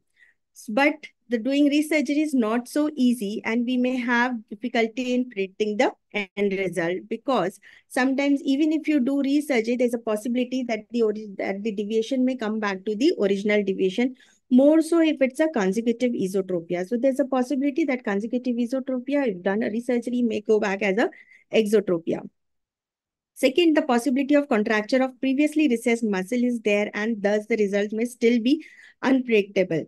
Third, the portion of the muscle which has been resected has now become hypertrophied and fibrosed, and we still don't know how it is going to behave. So considering that, we always feel that doing an other eye surgery or the other muscle surgery will give us more predictive results.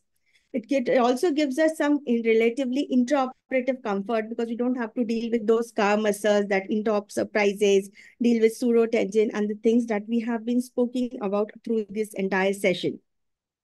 So it's obviously a surgeon's comfort there, but patient may not be so comfortable and may not be willing to get other eye operated, especially so if it's a sensory kind of strabismus.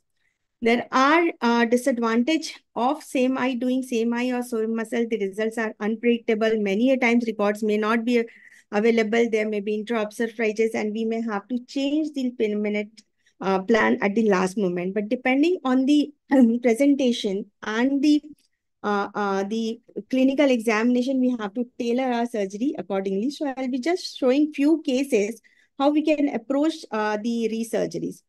So what to choose and how to choose. So this is the first case where the patient was operated and the patient had very large exodeviation, very before first surgery. So a maximum resection procedure along with inferior oblique was done in the right eye. However, the patient had residual, came back after some time and now had residual exo, again a very large exo this time also. So it was not a rocket science to decide this kind of patient because, you know, one eye has already been operated with maximum measurements possible. And there was no obvious limitations of movements here to say that, you know, there's a slip muscle or there's tight muscle. So we can go and, you know, very easily do the other eye surgery with the maximum possible limits. Unfortunately, I don't have the post-op photograph of this patient. So maybe patient was well aligned, therefore it did not come back. So I cannot say at this point of time, but many a times you may be able to achieve good results with the second surgery. Now coming to the second case, this was again a very interesting case where we had this patient who was already operated twice. Both right eye and left eye have been done, and there was only one muscle which was left was a right eye IO. So again, the patient had residual exo there, but more than exo, there was a vertical strabismus of around 20 prisms.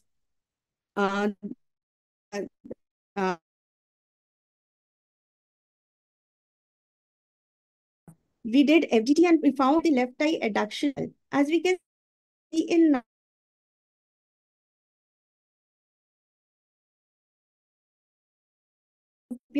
which is compared to this case. Mild association of the right eye also here, which makes us take over left eye surgery and do an IR application over here or reinforce the IO surgery. So since the deviation was more on this side, and we found that, you know, FDT was tight for the left eye lateral rectus, we chose to do the left eye. And this is we found in intraoperatively, we found that the left eye was maximally, lateral rectus was maximally recessed as documented. But the IO was slightly more posterior as we had expected, as comparatively what we would expect in a case of anterior positioning. So we went ahead, we not only did IO anterior positioning, we brought it to the level of IR and did a complete anterior positioning. We also did an LR recession around 18 mm of limbus, as Dr. Agarwal was talking, that your limbus is what is your landmark as far as resurgeries are concerned. So we did around 18 mm of LR recession from limbus. We also did IR application in this case because the amount of hypertropia was much more than we could have corrected by the IO transfusion. So this is the post-op picture for this patient. She was in primary position very well aligned, and in spite of all this surgery, there was some kind of residual IR underaction in the down gaze in this particular case. So as you can see that, you know, sometimes it may be difficult because all the muscles are operated and you don't know what you have to do. So doing an FDT and intraoperatively or maybe doing ASOCT could have helped us in this case, but we anyway had to reopen. So we thought we'll do whatever we can do.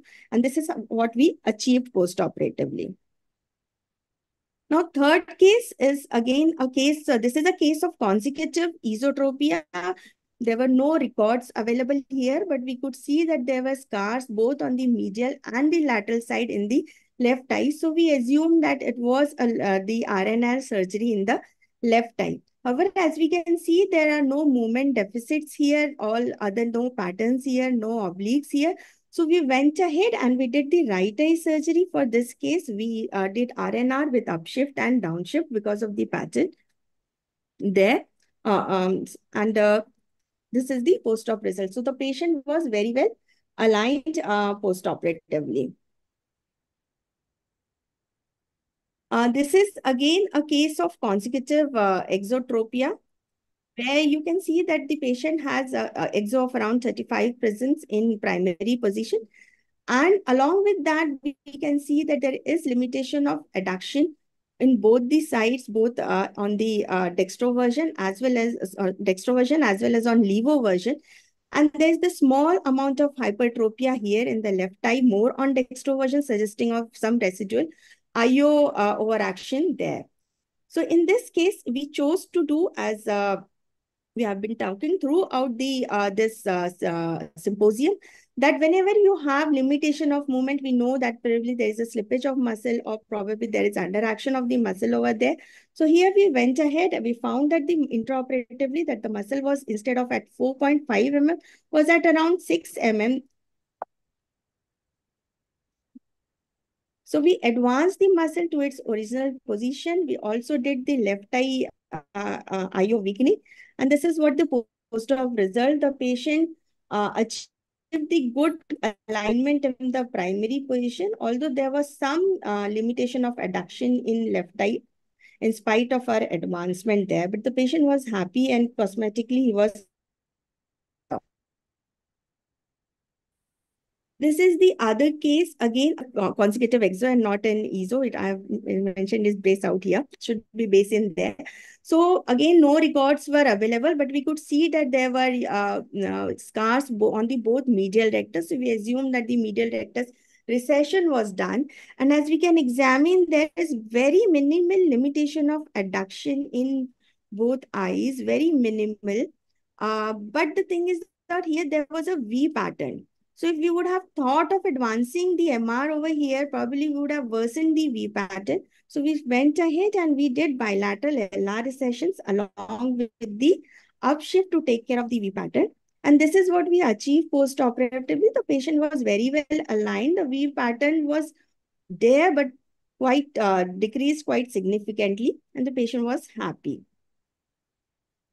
Oh, there's this another case where we had come up in a minute. Yeah. These are just last 1 or 2 slides. So there's this another case, again, a patient of consecutive exo. Interestingly, the patient's exo was much more for near as compared for distance. And we can see here, even though the adductions are not that bad as in previous case, we thought because there is much more deviation for near, we went and explored MR. We did a mild MR advancement there along with the PTSO because there was severe A pattern there. So here, doing an MR advancement will not only correct exo, it will also help in correcting A pattern, which was so severe, along with the PTSO. And this is the post-op result. The A pattern is almost collapsed and the patient is well aligned for both near and distance. So to summarize, as we have been talking about, careful clinical examination, looking up the record or doing imaging if records are not available, what was the course of alignment, immediate post-op, taking for any IO residual overactions or underaction, missing of any pattern is what we need to do when we want to plan this surgery. The surgery has to be tailored. It's a tough call and each case has to be customized depending on the pre-op and intra-op finding. As has already been emphasized, doing a limbal incisions in such case may be a good idea, especially if you are not the primary surgeon. And doing an FGTs, both intra-op and post-op, definitely helps in deciding the course. Thank you for the patient listening. Thank you. Thank you, Dr. Swati. A wonderful case, actually, and excellent. Each case was different and had a different approach. Moving on to next, I would like to invite Dr. Jyoti Matalia, who is going to present a very interesting case on what went wrong. With Swati, can you stop sharing? Oh, I'm sorry.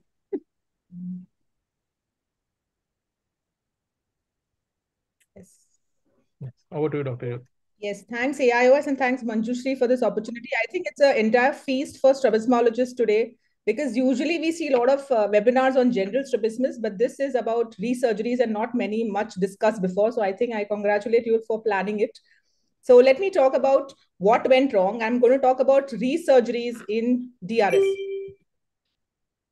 So let me start with one case of bilateral DRS, had undergone surgery. He was a 33-year-old male, had DRS in both eyes, good vision, and he had multiple surgeries, already 9 surgeries done, and he was still not happy.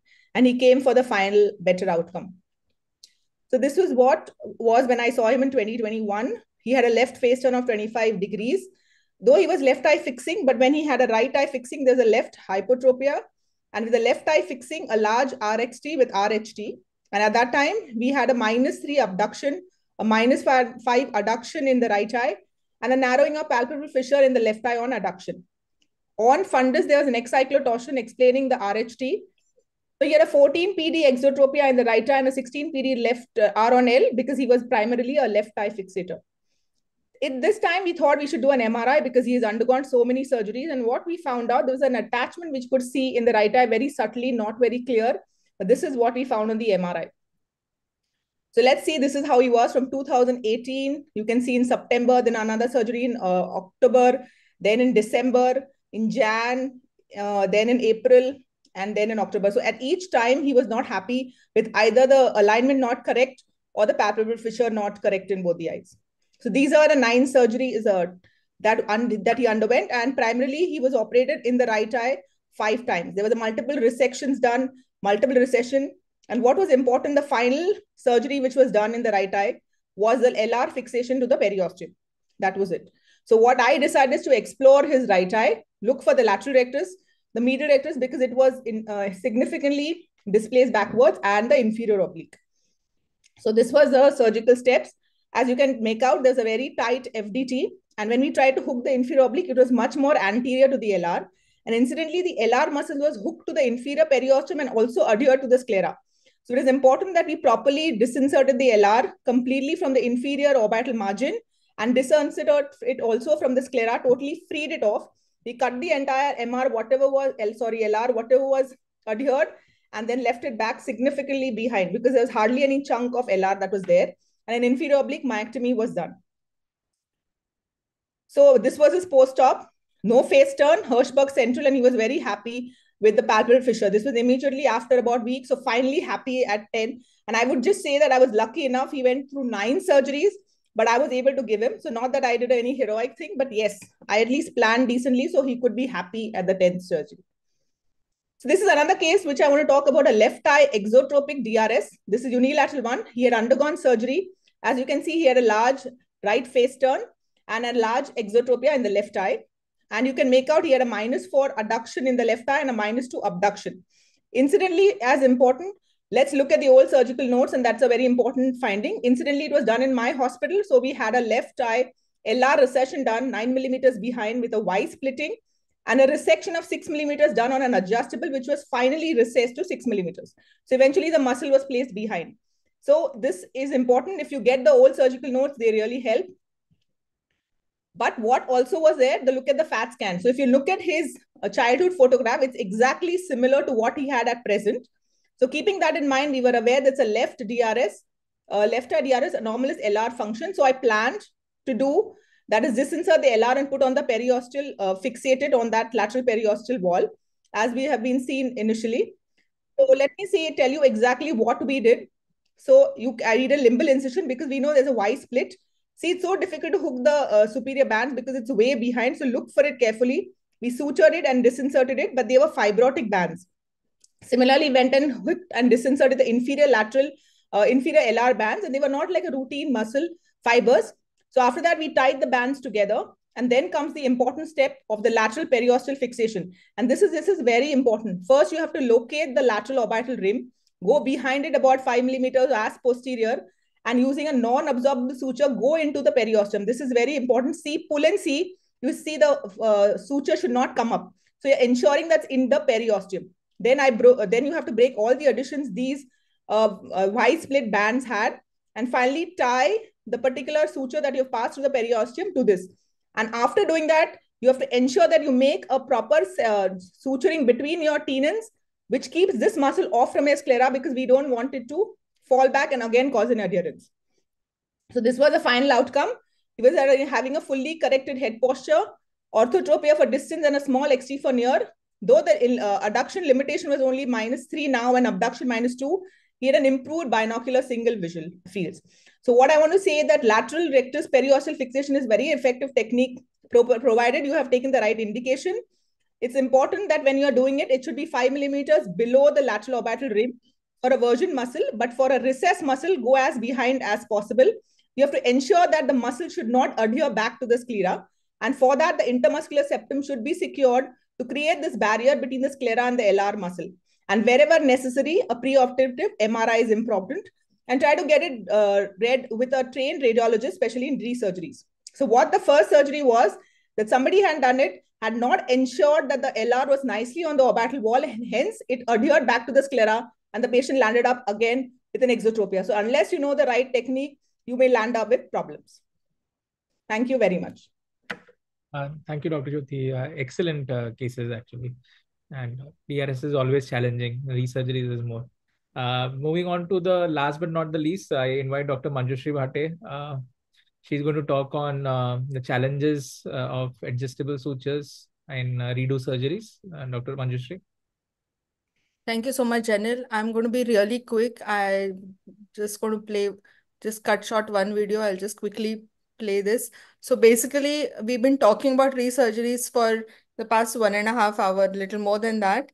And what's really important in resurgeries is the role of adjustable sutures in trying to help gain a more precise position. So as such, resurgery challenges include pre and intraoperative challenges. So preoperatively is the planning based on the available information of the previous surgery, the current eye position, presence or absence of diplopia, and as always, the patient expectations, because they've already had one, maybe two surgeries. So it's not that they, they have some expectations that they come with. So trying to meet that is really important. And the intraoperative challenges of conjunctival scarring, more dissection that may be needed, locating the muscle, and then proceeding either with the plan which was originally made or deviating from that plan. In addition, when we're using adjustable sutures, the aims would be to try and give a more precise post-operative result, perhaps closer to patient expectation, to eliminate and or minimize the diplopia post-surgery. And the challenge is again based on how the muscle position is, whether it's extra large recession or it involves tightness of the muscle. Especially, I would say, as compared to using adjustable sutures in redo as opposed to non-redo surgeries, the pain management because of the extra dissection. So cooperation from the patient, help from the anesthetist to try and give better pain management, and sometimes even delaying the adjustment for over 24 hours. I think these were the main take-home points that I wanted to share. And why aren't I moving? Okay, so I'm just going to move on to this case. This was a thyroid case who needed a adjustable suture. Another, again, similar, I've done it more in thyroid patients who I would say have needed both resurgery as well as adjustables. So this was another thyroid case. And again, as we can see, the enlarged muscle bellies over here.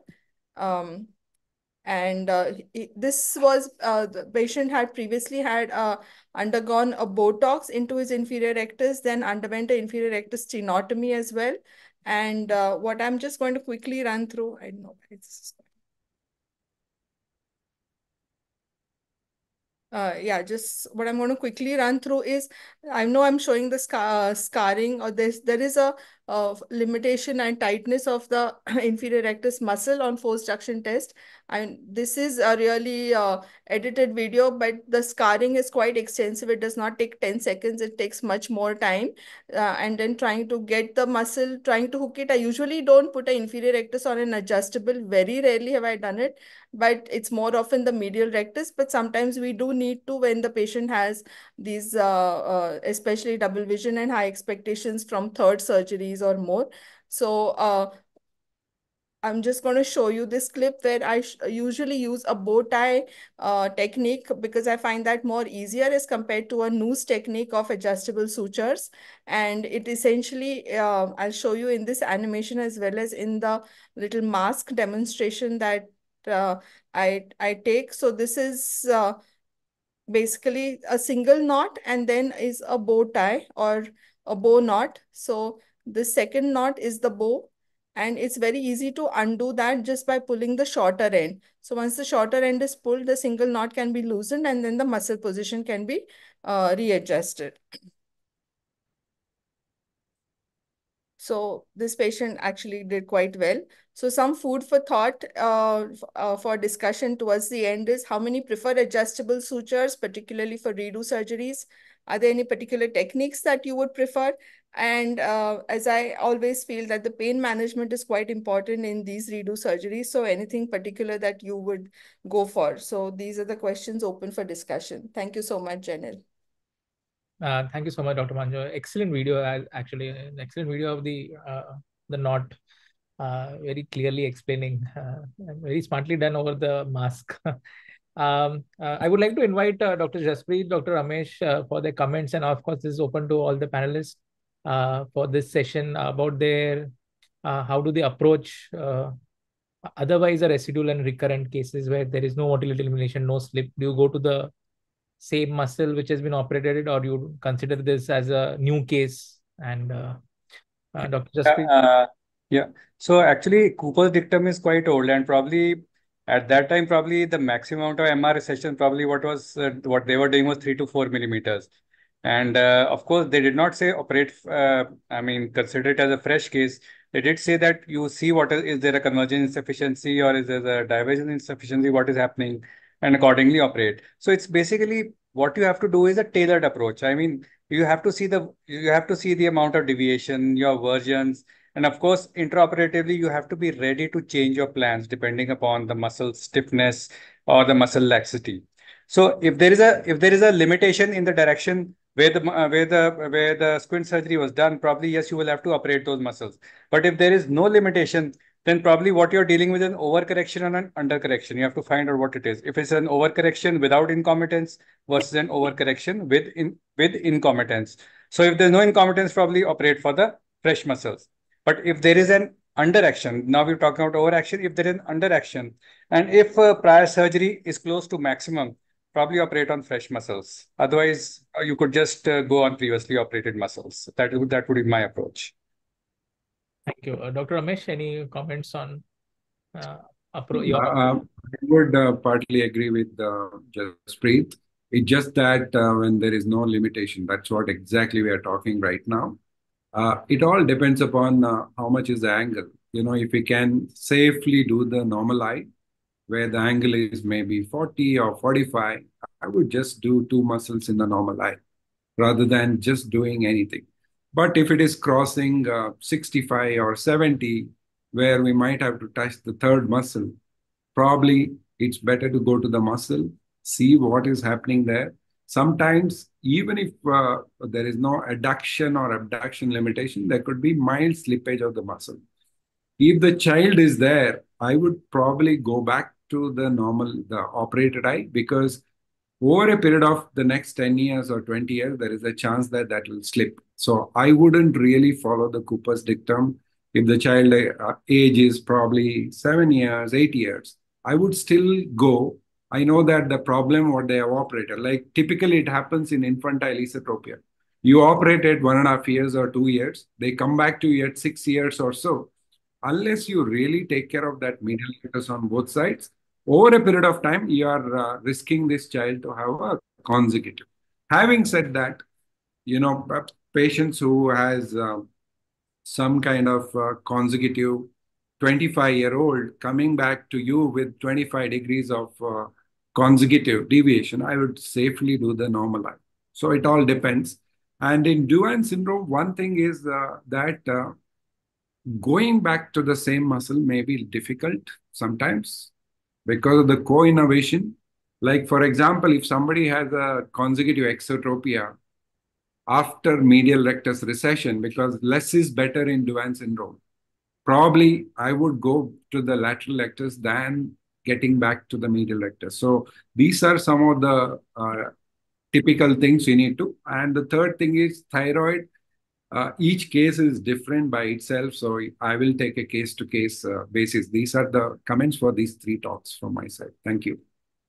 Thank you, Dr. Ramesh. Wonderful. Just the last point, it's open to all panelists. So how often are we approaching for the resurgeries with adjustable sutures? And do you think it has a really an advantage that patient's expectation is more because this is a second surgery and they come with much higher expectation?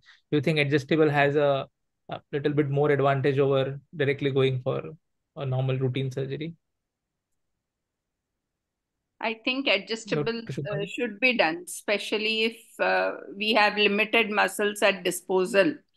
And adjustable gives a better chance for alignment in the second surgery.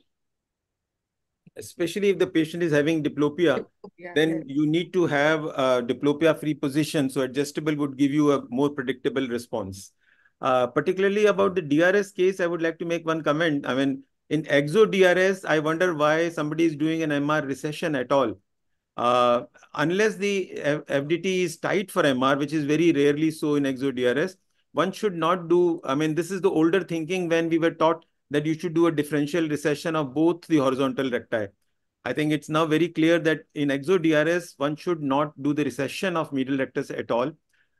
It's only in the ESO DRS and in the ortho DRS that one may have to do an MR recession, which also should be to the, as Ramesh was also pointing out, less is always more.